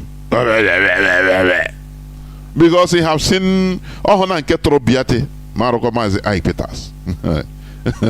they promise him heaven and earth. He started killing people, killing his own people, denying his own identity. That's why I say, with these people, where do they come from? They enter into Nigerian politics, their brains are removed direct. Is that what it means? Once somebody enter politics, now he totally forget about his where he come from, forget about what he's supposed to do, and he become brainless. What about the caliphates that are using politics in order to defend their own people? That is why I treated the Fulani ownership claim of Nigeria. This thing should be on a national debate right from time, but no person is talking about it. Anywhere it is being talked about, they will just jump it and disregard it. Do you have proof? How do you say that Fulani is do you have any proof? This is propaganda. But what is happening is happening. It is an ideology being imbibed in every Fulani person. How do you want to stop it and build a good Nigeria that does not tilt to them? Is that what you mean? A Nigeria that is, the popular saying of the Igbo politicians is, no, I believe in Nigeria with equity, justice. And I say these people, anyway, I know what is driving them, because it is the same thing that drive Azikiwe.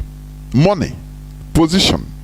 As long as you are eating from the king's slave master's table, just taking crumbs that fall down, you don't care. How will you get Nigeria of equity, justice and equity? How? When Britain handed over Nigeria to the Fulani, do you know what it means? When you cannot talk, when politically you are nothing, when they tell you forget about the revolutionary war of Biafra, forget about it. Yeah, what has happened has happened. The killing of more than 6 million Biafrans, forget about it. And you foolishly accept. No victor, no vanquish. Who tell you that? We are defeated in that revolutionary war. But it doesn't mean that once you're defeated, you're finished. No. We are not conquered. We are only defeated. We are not conquered.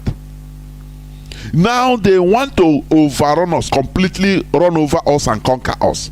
That is what they started in another dimension from 1970 to today. How do you think that you are going to get a Nigeria of equity and justice? Where Lagos has only, the seaport of Nigeria is only in Lagos. That is why it is overflowing.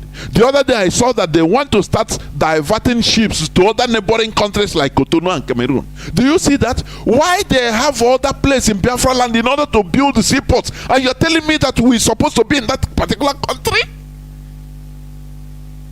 Excuse me, what is happening to us? What is happening to these politicians? They say that the Tinkan Wharf and Apapa Wharf are overflowing, so ships can no too much traffic, that ships can no more land. They will start diverting to neighboring countries. Whereas they have other places to open, to develop in Biafra land, natural seaports.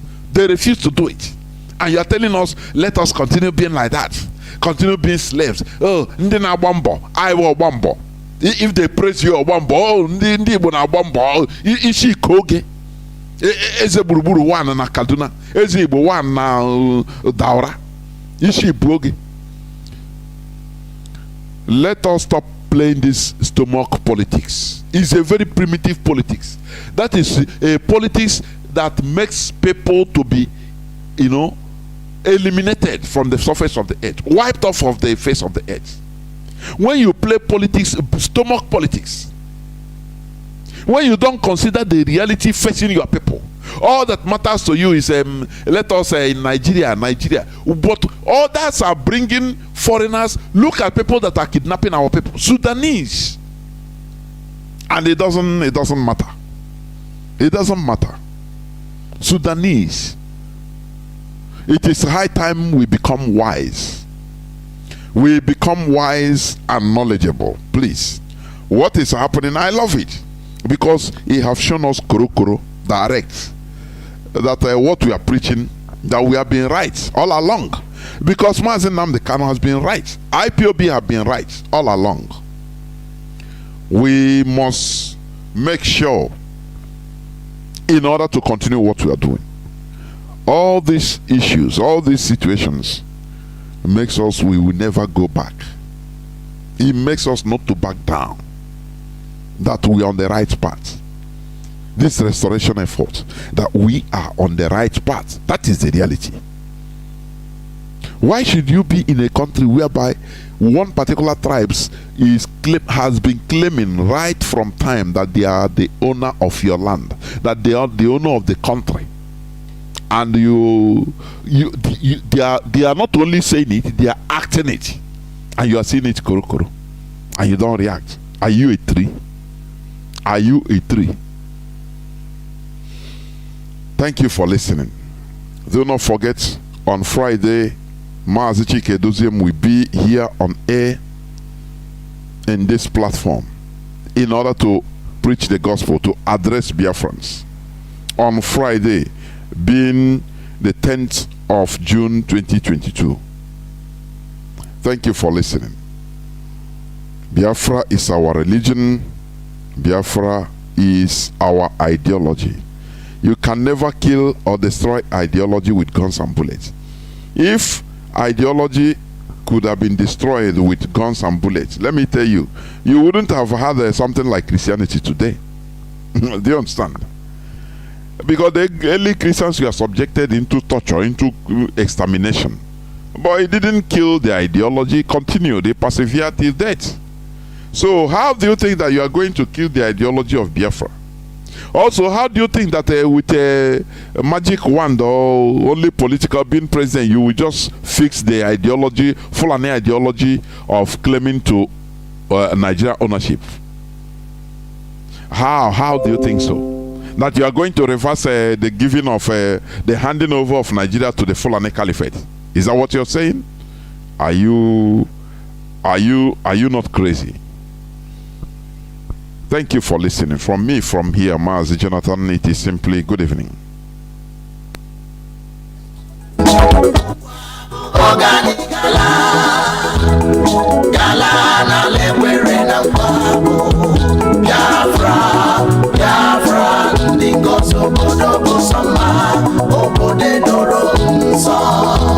The land of the rising sun is a home of the Biafrans. The fire of the eastern land is a promised land, a blessed land of the Chukwa Biafra.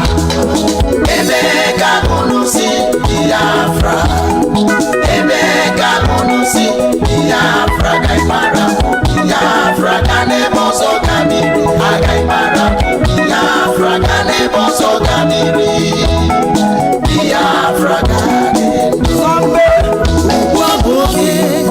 Anijala, Naloma, Wana Bemo, Nalombo, Wana Jumo, Wasina Biafra, Natago,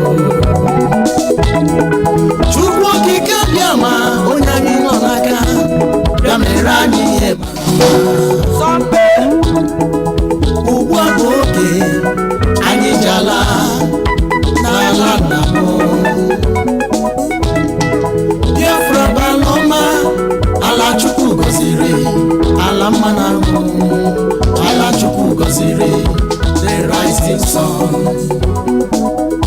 Mgbe mbuka kwuru okwu esi, n'oji ihe nwatakịrị, o were aka elu, aka fụwa ya ụfụ wetuo ya. Maka na ọnọdụ udo adịrọ n'igwe mma. Sọmpe, lee ndị ala adịghị mma, ndị zuru, ndị na-aṅụ ọbara mmadụ, ndị okwu ha abịakwala n'ọzọ ka ha kwatusu Biafra. Mana Chukwu okike abịa ma gị ka ịnọ n'aka, mana Chukwu okike abịa ma gị ka ịnọ n'aka, na anyị ga-ala ugbu abụghị anyị je nwere onwe anyị, ugbu abụghị anyị ji ala. Biafra na-atago. The land of the rising sun is a home of the Biafrans. The fire of the eastern land is a promised land, a blessed land of the Chukwa Biafra.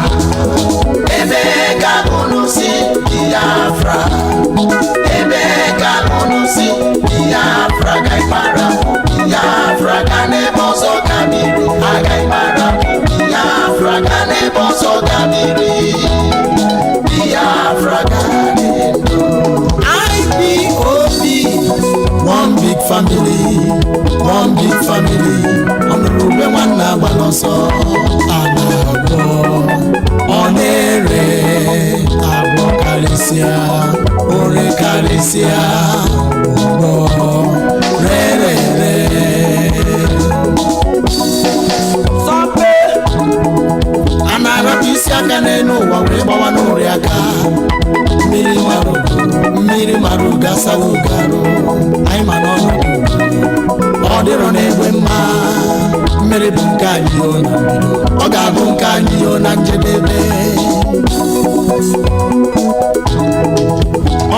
nwakwụ ụzọ nwakwụ ọ bụrụ gịnị ka anyị na-azọ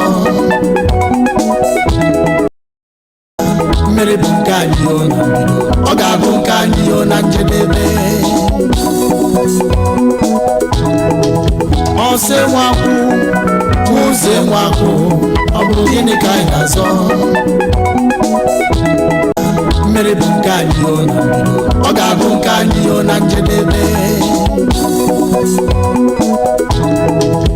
ọsọ nwakwụ ụzọ nwakwụ ọ bụrụ gịnị ka anyị na-azọ mmiri bụ nke anyị o na mbido ọ ga-abụ nke anyị o na njedebe ọsọ nwakwụ ụzọ nwakwụ ọ bụrụ gịnị ka anyị na-azọ mmiri bụ nke anyị o na mbido ọ ga-abụ nke anyị o na njedebe ọsọ nwakwụ ụzọ nwakwụ ọ bụrụ gịnị ka anyị na-azọ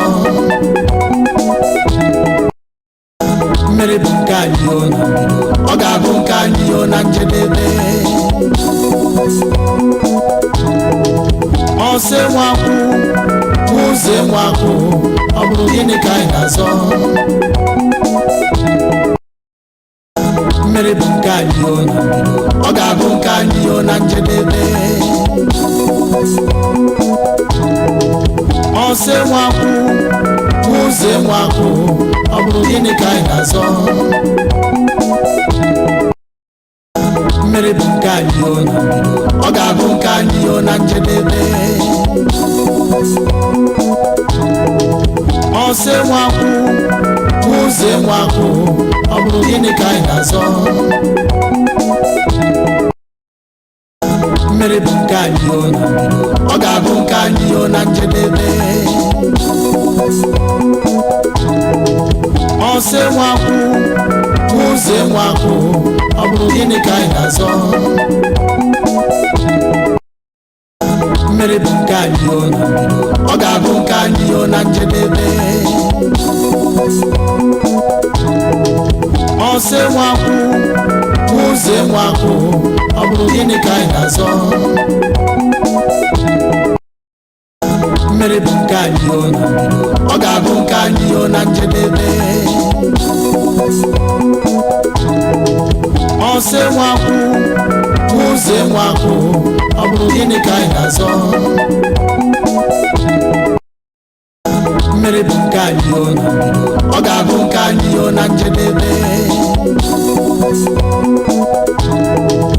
ọsọ nwakwụ ụzọ nwakwụ ọ bụrụ gịnị ka anyị na-azọ mmiri bụ nke anyị o na mbido ọ ga-abụ nke anyị o na njedebe ọsọ nwakwụ ụzọ nwakwụ ọ bụrụ gịnị ka anyị na-azọ mmiri bụ nke anyị o na mbido ọ ga-abụ nke anyị o na njedebe ọsọ nwakwụ ụzọ nwakwụ ọ bụrụ gịnị ka anyị na-azọ mmiri bụ nke anyị o na mbido ọ ga-abụ nke anyị o na njedebe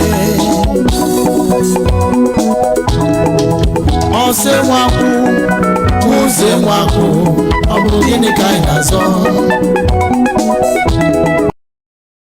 mmiri bụ nke anyị o na mbido ọ ga-abụ nke anyị o na njedebe ọsọ nwakwụ ụzọ nwakwụ ọ bụrụ gịnị ka anyị na-azọ mmiri bụ nke anyị o na mbido ọ ga-abụ nke anyị o na njedebe ọsọ nwakwụ ụzọ nwakwụ ọ bụrụ gịnị ka anyị na-azọ mmiri bụ nke anyị o na mbido ọ ga-abụ nke anyị o na njedebe ọsọ nwakwụ ụzọ nwakwụ ọ bụrụ gịnị ka anyị na-azọ mmiri bụ nke anyị o na mbido ọ ga-abụ nke anyị o na njedebe ọsọ nwakwụ nwakwụ ọ bụrụ gịnị ka anyị na-azọ mmiri bụ nke anyị o na mbido ọ ga-abụ nke anyị o na njedebe ọsị nwakwụ ụzọ nwakwụ ọ bụrụ gịnị ka anyị na-azọ mmiri bụ nke anyị o na mbido ọ ga-abụ nke anyị o na njedebe ọsị nwakwụ ụzọ nwakwụ ọ bụrụ gịnị ka anyị na-azọ ọ ga-abụ nke anyị o na njedebe ọsị nwakwụ ụzọ nwakwụ ọ bụrụ gịnị ka anyị na-azọ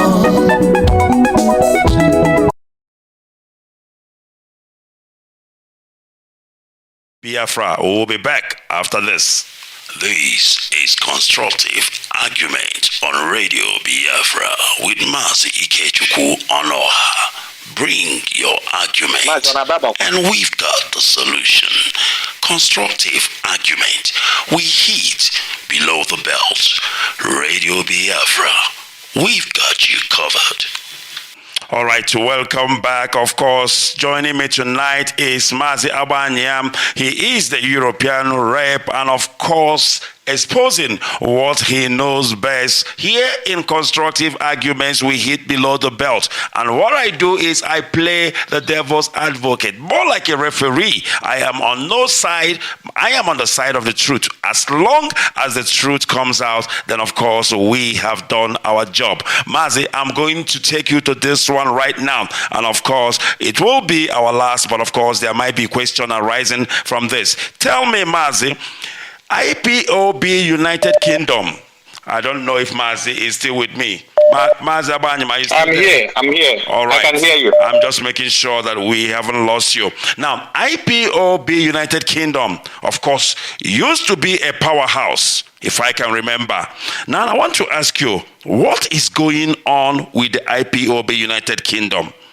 What exactly is happening? It seems not to be the powerhouse anymore. Can you please tell us what is happening with IPOB United Kingdom? I believe you have the knowledge of that.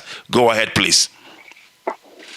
Yes, Mazi, as the European rep, I'm aware of whatever is going on in every part of Europe when it comes to IPOB movement.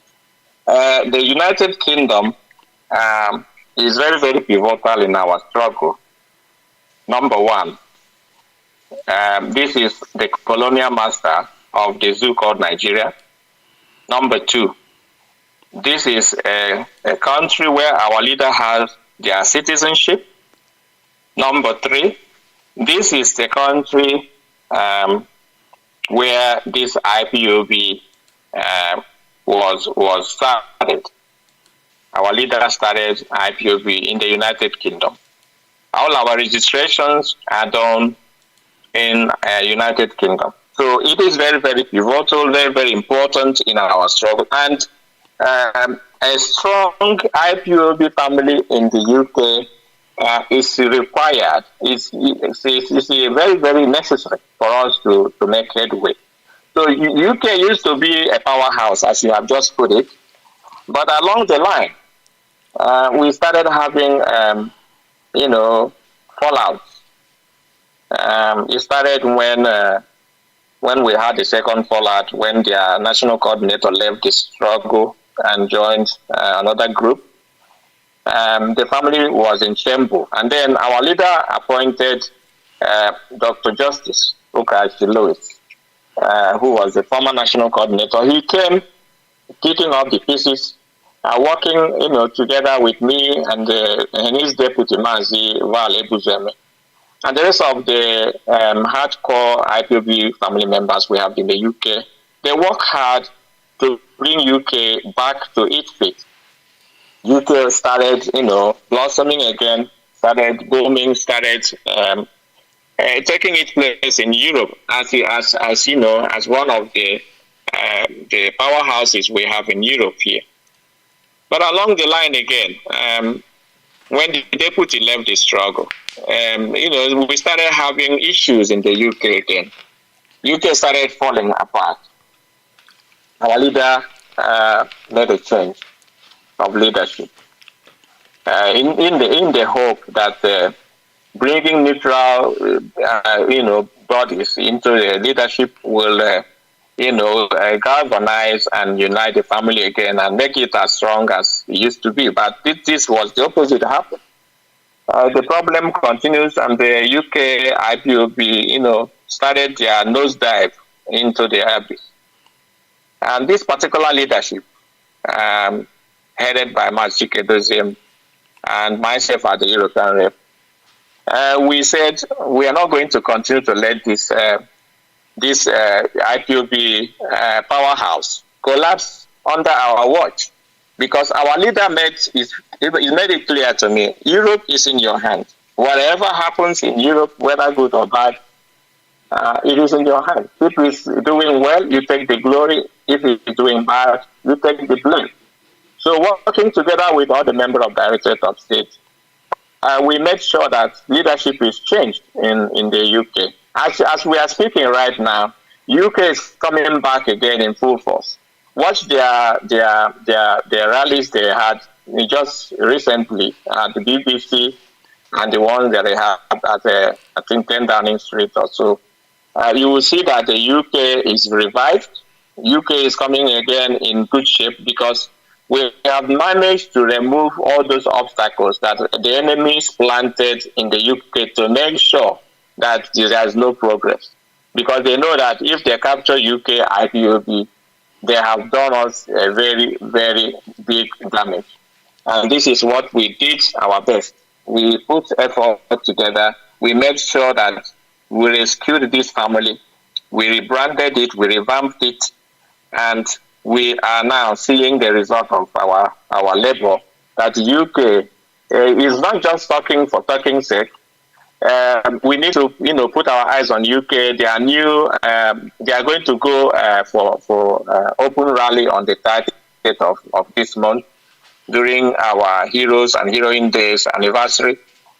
Only the UK has been allowed to go out and make an open protest. Every other IPOB family member is doing this indoors in the hall.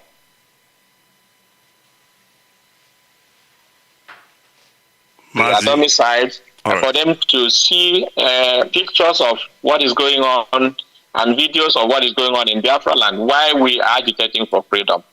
We are telling our stories ourselves now. In the 1960s and the early 70s, it was the BBC. The victims become the accused. We became the aggressor while we are the victims. But today, we are telling our stories ourselves. So that's why this leadership have decided that this year's 30th of May should be conducted indoors, kind of a symposium, letting people sit down and relax and watch videos and pictures of the atrocities that the Nigerian government with their Fulani dominated oligarchies are doing in Biafra land to destroy our lives and to make sure that they dip their Quran in the Atlantic Ocean as their founding father, Ottoman Dambodio, had prophesied. But we are here to tell them that that's not going to happen. So this particular leadership has, took it upon themselves to ensure that the UK, which is a country that's very, very, very pivotal in this struggle, regains its place in Europe, because we are going to make sure that the United Kingdom goes after their citizens, Mazi Nnamdi Kanu, who was abducted, kidnapped in Kenya, tortured for 8 days, and renditioned without any due process to the zoo and jail. So until now, everybody can see that all the allegations against Nnamdi Kanu hold no water. So why is UK not saying anything about their citizens that have been kidnapped in this manner? Knowing fully well in the 1980s, when Omar Diko was about to be, kidnapped in London, when Buhari was the military president. Mazi was about to be, kidnapped in London. They have already kidnapped him, put him in a cargo to put in the Nigerian Airways when they still have airways. Until it was detected. They need to open it. When they opened it, they saw that Mazi was there. So UK reacted by, cutting every diplomatic relationship with the zoo, arrested those who were involved in the kidnap and jailed them, some 6 years, some 8 years. And I think with the zoo, they've had a diplomatic clash for more than 2 years or 3. But now, their own citizens, Mazi being a Nigerian citizen, they did this because of him. Now their own citizens who travel with their passport was kidnapped in another country and requisitioned to another country. They have not said anything or done anything against this international crime that the whole world is marveled about. So we need to find out why this is the case. So the new leadership in the UK now, as I'm telling you, they are going to work assiduously to ensure that the United Kingdom do the needful and look for their citizens no matter what. So that's why I'm telling you right now that UK was collapsed, but now it's being resuscitated and is up and doing.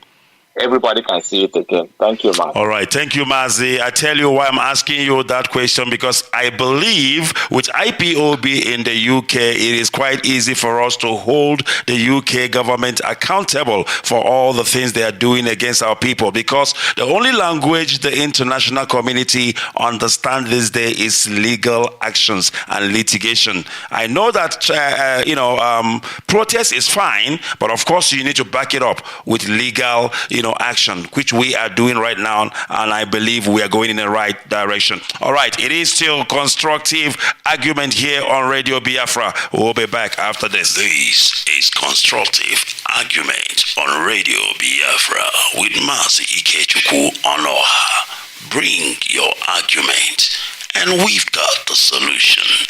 Constructive argument. We hit below the belt. Radio Biafra.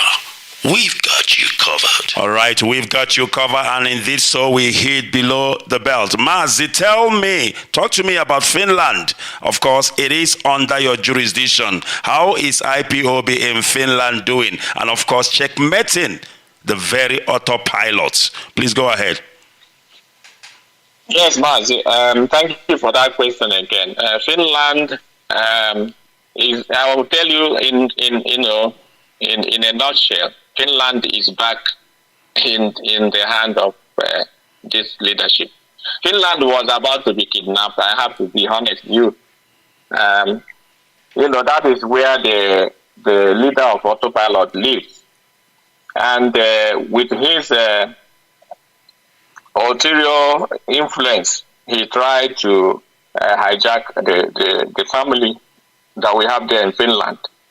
The former national coordinator was the one who was, shouting on the top of his voice that something is going wrong with this particular person.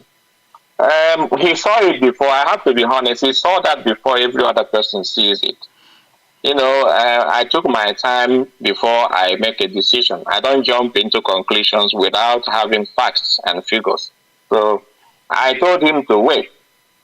You don't just jump, when you hear, like one of the proverbs in Igbo, I know, we don't do that. You don't just, start jumping without seeing a reason for that. So we waited. I was the one who made the contact and asked that particular gentleman to join IPOB. When our leader, commended him for his work in promoting the struggle, when our leader has finished broadcasting, he would take his time to analyze whatever our leader has said. People like to listen to him. Our leader commended him and commended other ones as well. He didn't just commend him alone, but he was the only one that our leader said to, do not let Satan enter you. Being a prophet, That's the reason why our leader said that. Do not let Satan enter into you. So this particular person, because in this platform we have decided not to mention names, but those who are aware of what is happening will know whom I'm referring to. I was, as a European rep, my job is to ensure that every family in Europe is doing well.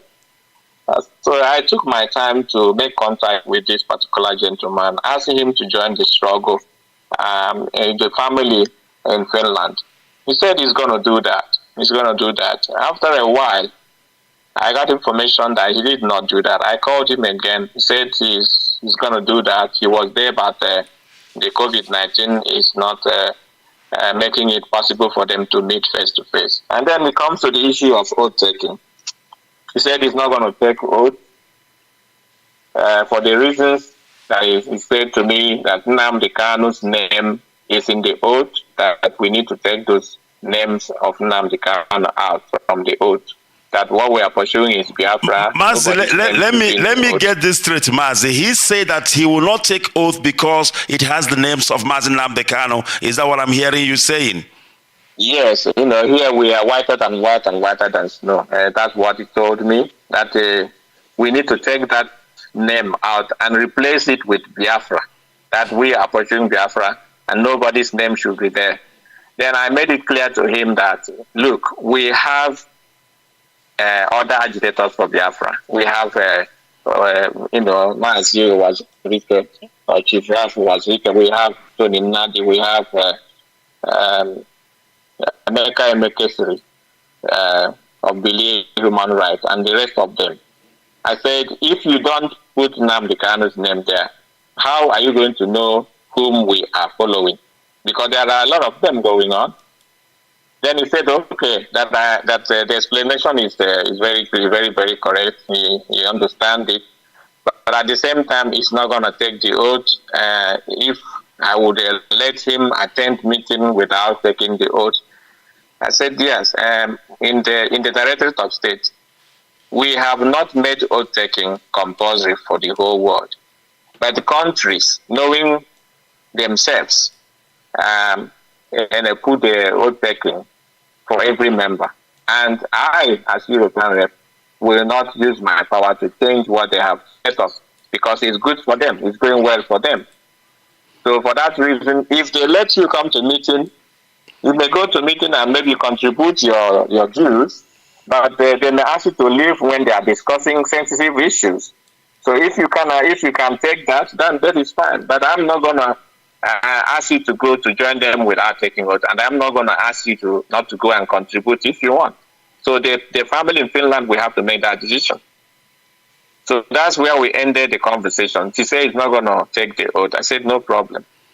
He said he has many other people who want to join the struggle, but this is what is holding them back. In his broadcast, a lot of people are calling in and they want to join the struggle, but the oath is a problem. I said, but we all of us have taken this oath and we are still alive.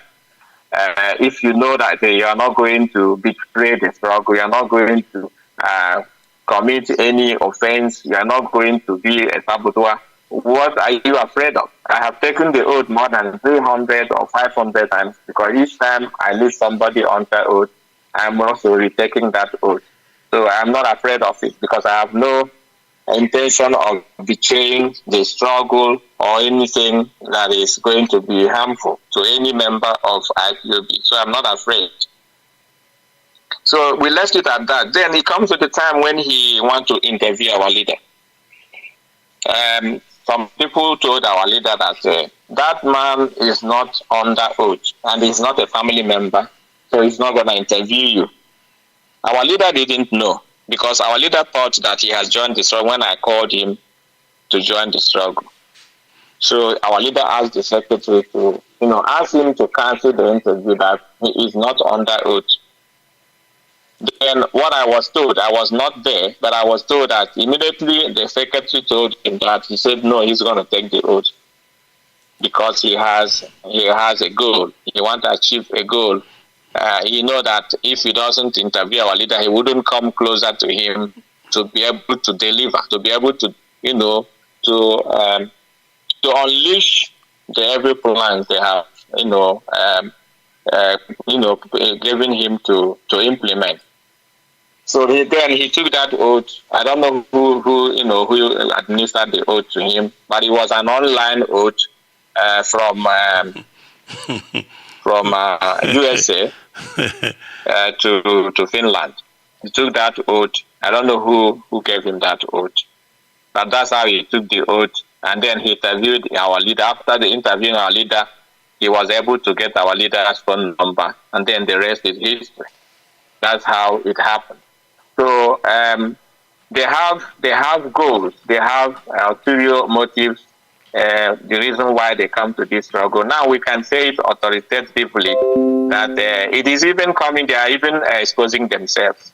They just came to pretending we are fighting for our leaders' release, and then when this leadership carrying out the instruction from our leader that they sit at home, Monday sit at home, should be discontinued. This is a direct instruction from our leader. Discontinue it, but then put that sit at home whenever it's going to court or whenever this directorate is doing something. For example, when the impostor is coming to Biafra land, we put it at home. When 30th of May, we put it at home. When anything wants to happen that we don't like, we put it at home. That's how it is agreed. Because the economy of Biafrans is going to suffer the sit at home because the zoo has no economy, so it doesn't even affect them. After all, they don't pay salaries. It can only work in a country that is civilized, where you don't owe salary. Because when you put it at home, the kind we have, it will affect the economy, and the government will quick to react to that and say, no, don't do that because it's going to do this, it's going to do that. In the zoo, the economy is already in shambles, so they don't care. What is even more harmful to them is the ban of Fulani cows, because this will affect them directly. It will not affect our people. But some people, they are gullible. They wouldn't see what we are seeing from the Directorate of State. Sit at home is crumbling the economy of the East. The zoo don't care. But now the ban on Fulani cows is affecting them because we spend trillions of naira every year buying their cows. And this is the money they are using to arm the Fulani herdsmen to come into our land to kill our people, to rape our mothers and our sisters and kill them. And then also trying to say that you should give them ruga.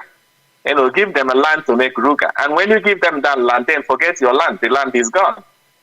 Within 5 years, they will take the whole state. We know this. Our leader has opened our eyes. We're not going to let any inch of our land into the hands of the Janjaweed, unless there's no Biafran alive.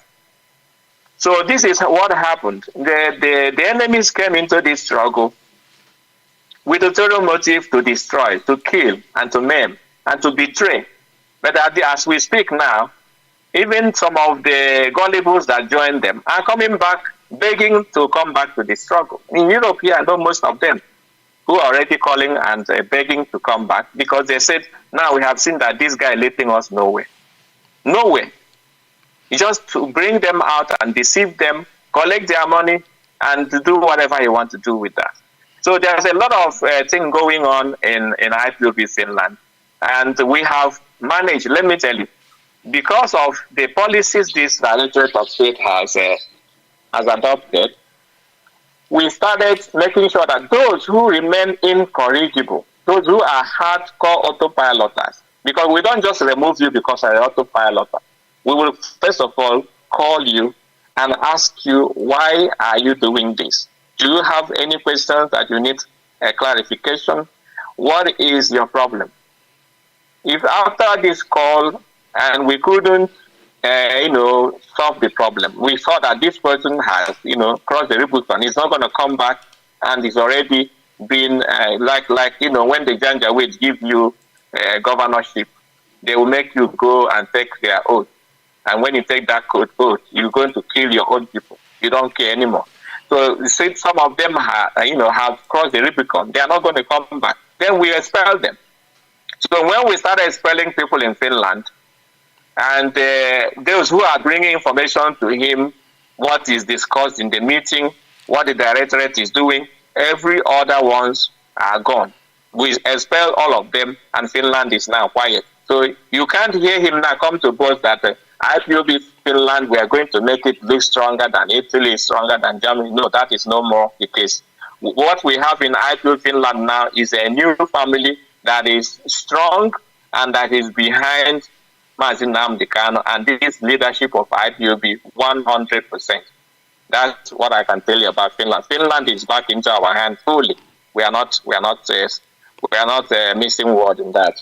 IPOB is one family. All right. Thank you very much, Mazi. And of course, for our viewers who are listening, it is still constructive argument.